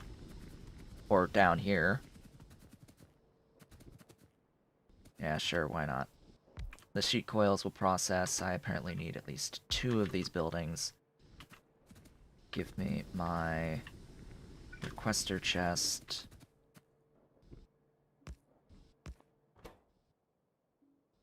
Sheet coil uncoiling. Keeping in mind that these are one of the few productivity processes that exist. The few processes that actually accept productivity modules. And that's the build. That's it. Actually, not quite, because we have to, of course, unload. I will use loaders.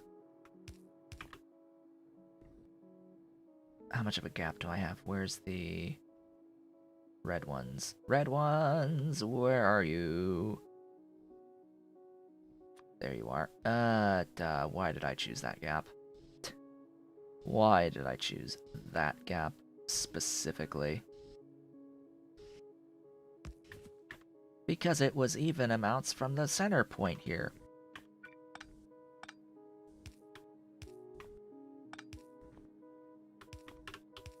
There you go.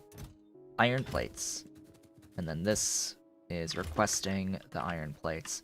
Notice, that's a short distance. This is a little bit of a longer distance between here and here, but it's fewer items needed to move per trip. There's fewer sheet coils produced. There's lower throughput requirements, so it's okay to have to travel a greater distance because it's lower throughput demand. This is a higher throughput demand. Not like it matters much when a single Logibot can move up to a full stack of items at a time, or 100, whichever is lower. But yeah, we've got stuff. Now all we need is a bunch of robots and a box for them to live.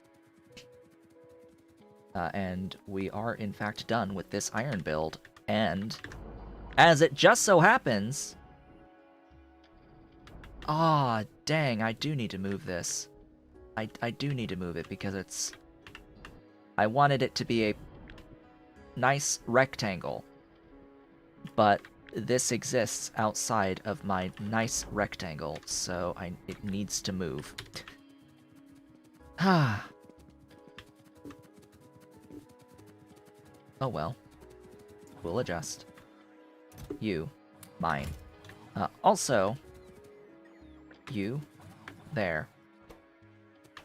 And bring engine units. That should be all we need. Yes. And just fill up with the cargo bots. Yeah, this could make cargo bots, but I am not providing it with anything right now. Ah, that would be a slight bottleneck, potentially. Hey, we have a cargo bot. I'll need a few more. How many are operating right now? Not that many, so I can steal a stack. And so I shall. The biggest problem with using the angel bots is the chargers are not nice. They do not charge anywhere remotely fast enough, which is a slight problem. So you need to change.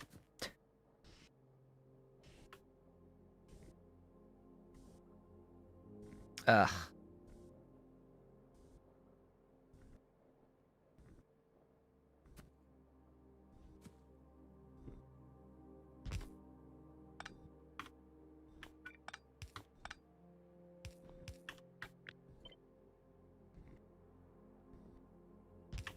There. Power. That's fine. So, now we've got a nice squared off system. It won't stay that way because, of course, we'll need to add like several things to this as we go. It might expand upwards. And, you know, coolant and coolant processing. But theoretically, this build is, well, squared off and could be scaled, say, there. And that would be 15 per second of the iron plates. Right now it's 7.5, but it could be more than that. Could be double that. But it would use a lot of my sludge, of my mineral sludge, if I were to do this and try to place all these things. Anyway, I need to throw in the stack of crawler bots, and they will go and do their missions. The one slight issue is that I don't have any charging along this diagonal. I don't have any charging along this diagonal, so I'm going to set up more of these guys where I can and pray that that's going to be fine.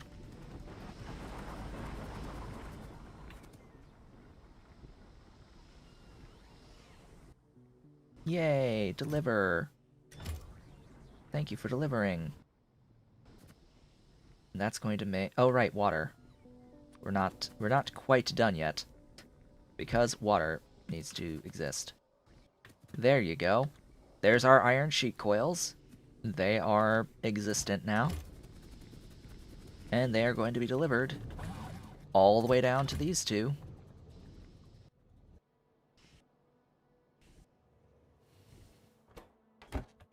And that's going to uncoil them, and it's going to make iron. And then they'll be delivered down here into these, where there will be a train.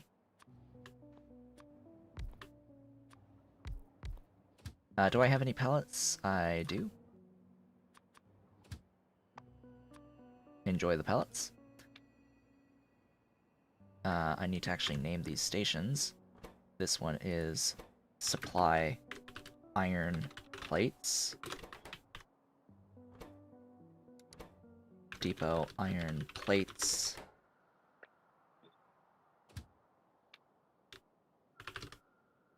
Supply depot, bulk cargo, circuit condition, auto magic. You have 62 whole plates, and now you have 42 whole plates. Cool. 104. Existence of plates.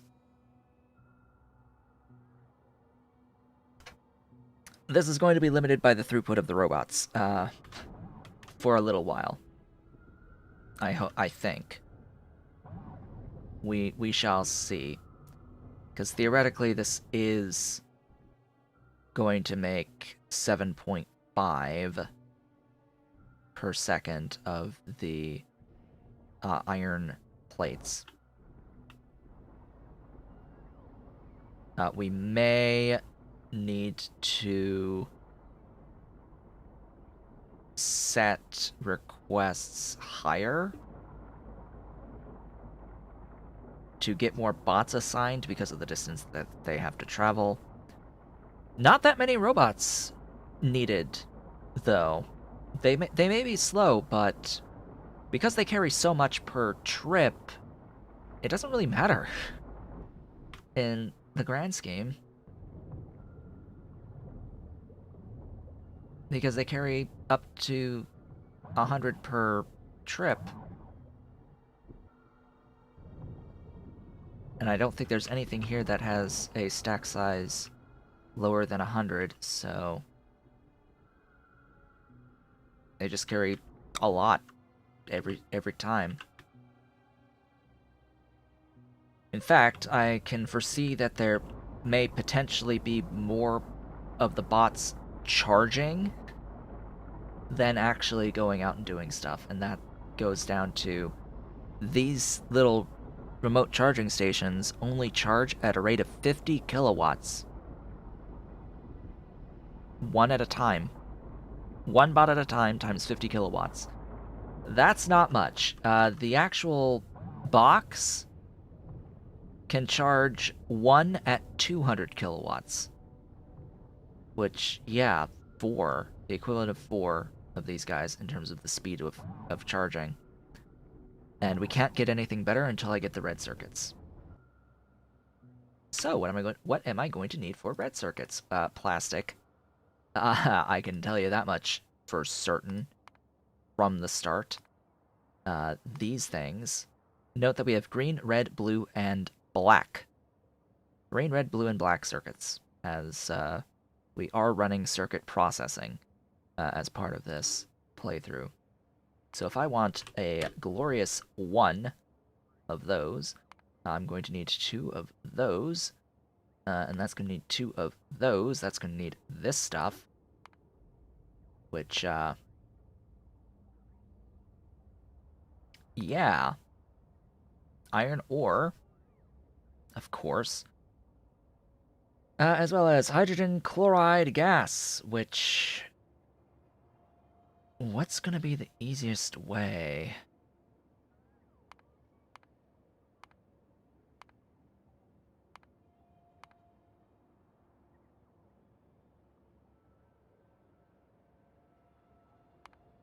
I guess at this phase of the game, the only way is with sodium hydroxide. Which that's the easy part. Like, that's easy. I don't have to worry about that. Let's have the matrix solver on. Phenolics are going to need resin, which I've mentioned would otherwise be the only reason to run wood. To make wood would be the only reason. But urea and formaldehyde. It's like, but we do have access to this stuff called blue.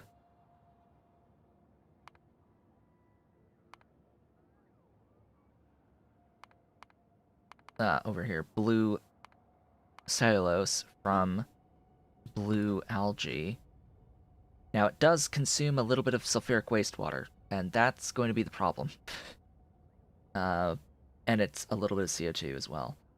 But the CO2 is fine. It's that sulfuric wastewater, though.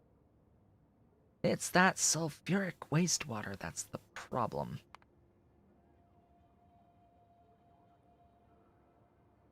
Getting a consistent supply of that, because we don't get coal for crushed coal for this way. That what you would otherwise do in Angels.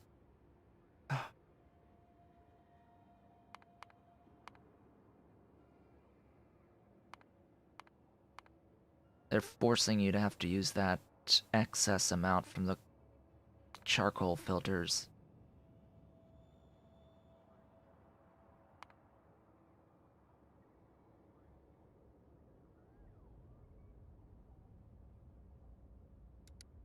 Yeah, it's not enough. Matrix solver fails there. Yeah, show.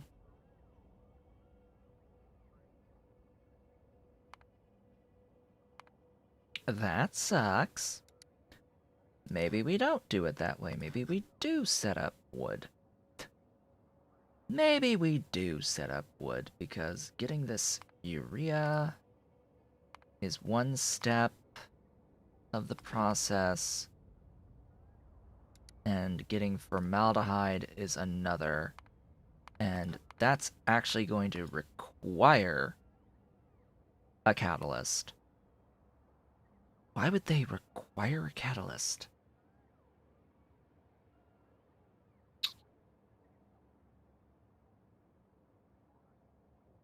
Oh, right! Catalysts!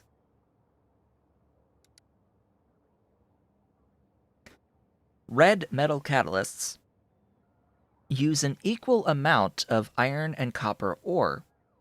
You know what gives you equal amounts of iron and copper ore?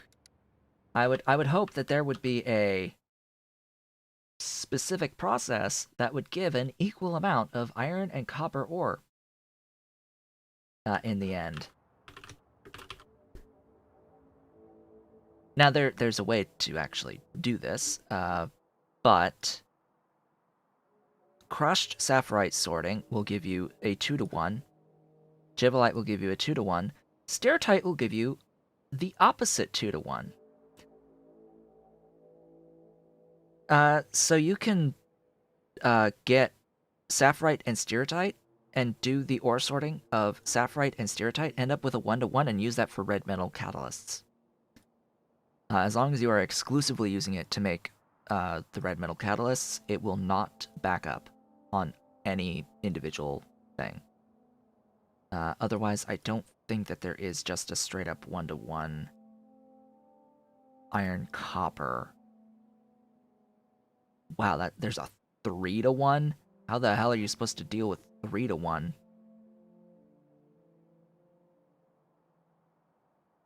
3-to-2. How do you deal with a 3-to-2? I don't know. The green metal catalyst is... what, again?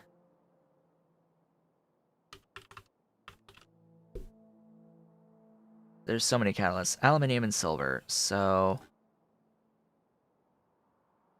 is there anything that gives you a 1-to-1 aluminium-silver? Or are those just going to be separate? I think those are just going to have to be separate, sadly. Because bobonium doesn't give you silver, it gives you the aluminium. This doesn't give you silver. This doesn't give you silver with it. That one gives you silver. But also a lot of other things to have to deal with. Which is a little sad. That gives you the silver and zinc and a 3-to-1 iron copper. I don't know. I don't like it. I don't like it. Individual sorting would be how I would solve those other ones. It's just that the red metal catalysts are really easy to deal with because you can get just 2 crystallizers placed, one crystallizing, making sapphirite, the other making steatite, crush each one to crushed, sort each one to iron and copper, and you're good.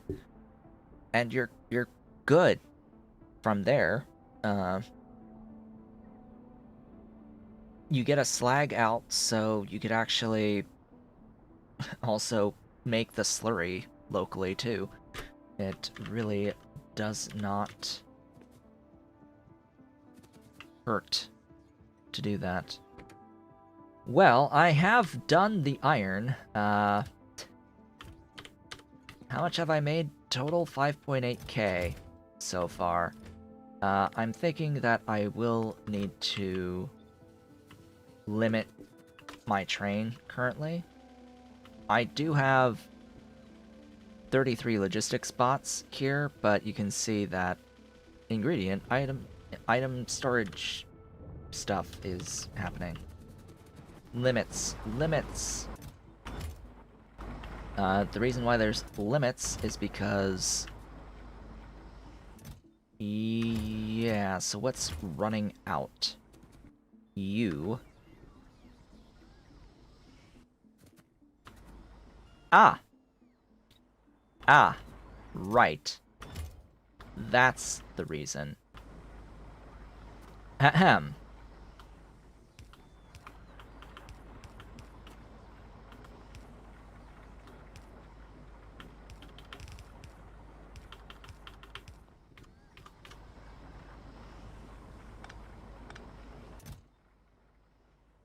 Yeah.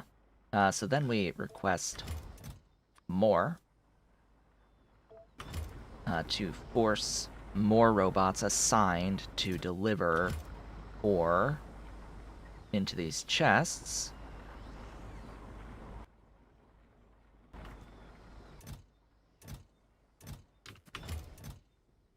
And then we also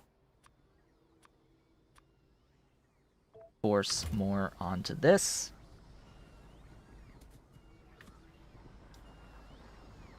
To do these deliveries. That will make that higher. And these, I think, are okay. It's just we needed to eat through this ore. Yeah. Ooh, that throughput, though.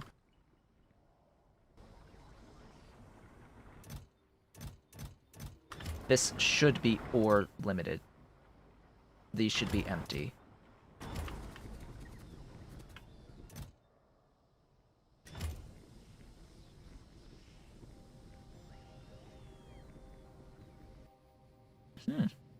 Unless it's limited by you, in which case then there'll be a backup on these. Which is fine. Which is perfectly fine by me. That improves the throughput by itself.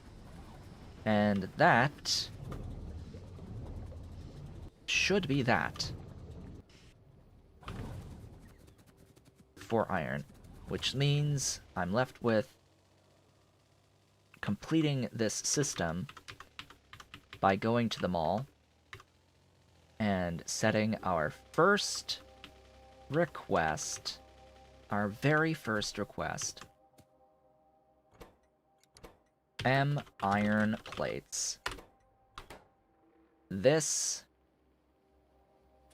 is going to request iron plates. First, I have to actually define that iron plates are that depot for iron plates. And then I can set the request. And now the train is going to come through and deliver it for me. Here comes the train. There it is. Hello. It should unload everything. And off it goes. We now have additional iron plates provided on my network. And the robots should begin using them. The mall bots should begin using that iron that's coming in. And now I need to be very careful when walking around my base. Because now I actually have a setup that's moving. That's got the trains flowing. Now, I also give my train stops names based off of my supporters. And, yeah, first one goes to the Chromium tier supporters.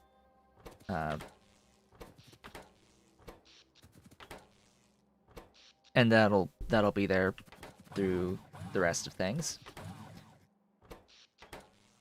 And as I name additional train stops, I'll be going down the list, starting with all of my Patreon supporters, and then, well, my Patreon supporters for the chromium tier and the iron tier and the copper tiers. Blah, blah. And do I include iron? Do I usually include iron? I know I include copper and chromium. I guess now I'll add iron because it's pretty close to the YouTube members. So YouTube members will also get their names on the train stations as I set the stations. Is how I tend to do that. So as we go along and I have new stuff to bring in to the mall, folks will get their names on the things. And that is a lot of Algae Farm 3s that I have made. I've almost tripled the amount that I started with of these Algae Farm 3s. Cool. That's eating through all of my steel. And yet I still have enough steel for all this. Cool. It's eating through my circuits, though, the green circuits. Humma. Humma. Well, I think that'll cover it for the day. In all actuality, we could begin work on something else, but there's no way that we're going to finish something else in 20 minutes. Basically, what's next? Because I've got sludge on the network. What's next is more progression. I do need to scale here. I said I wanted to do this process to get the iron together the last stream that we did. So I've done that at this point. The other base resources we've pretty much already seen. It's just different, like similar design to this, really. It's more like going to be based off of this going forward for the copper, for the tin, for the lead, the copper, tin, lead, and steel. They're all going to be following just the two crushed item sorting processes from here on out. I'm not sure where I want to do them because these are really big spaces, and I could bisect this with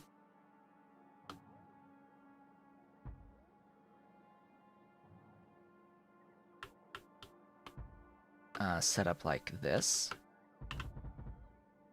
I could bisect this and do a different build over here. And if I wanted to scale this, I have enough room for at least another couple of copies as it stands. I might have to like adjust, and I could fit probably 4 of these setups in here, 4 or 5 if I really wanted to, but I don't have the sludge for that. So over here, probably the copper, and then I might actually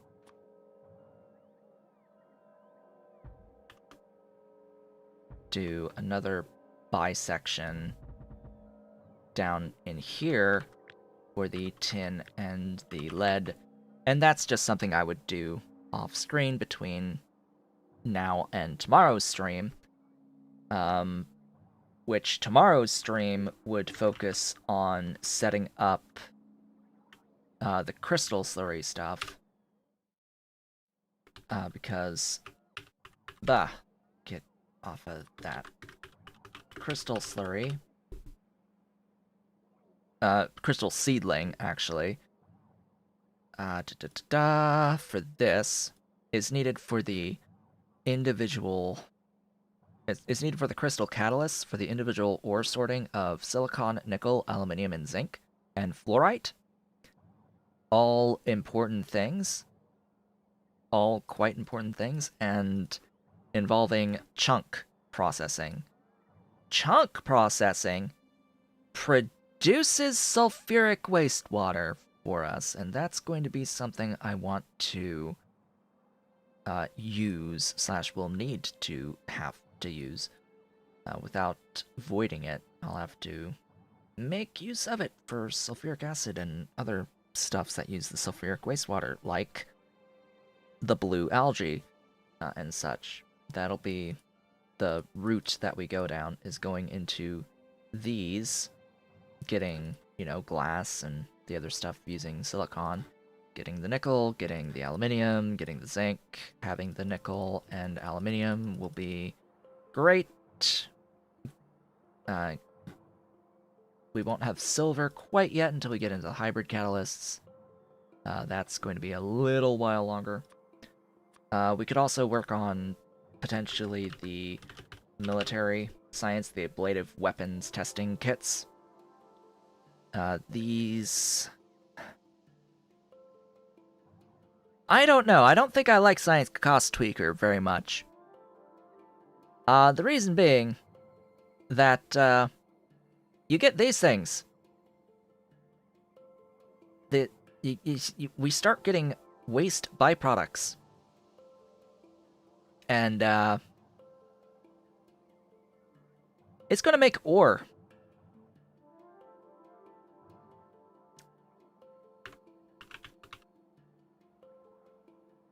We've got a waste byproduct, and we have a coppery waste byproduct. That's going to give us copper ore. Meaning I'm going to need to have a facility that's going to process that into that ore. And I'm going to need to preferentially utilize that ore over other sources of ore. Now, I get that it would actually be used and offset some of the copper cost of the various science production facilities, but it's just the things that I hate. It knows how this Science Cost Tweaker is just pushing my buttons with those waste products. Because it's like, that's the one thing that I hate having to do, is deal with a waste product like that I can't get rid of in a good way. So it's forced upon me now if I want to progress into those sciences. Both the chemical science and the military science will both have a waste byproduct to deal with. So that's great. That's fun, quote unquote, around fun. But I think I am done for the day today.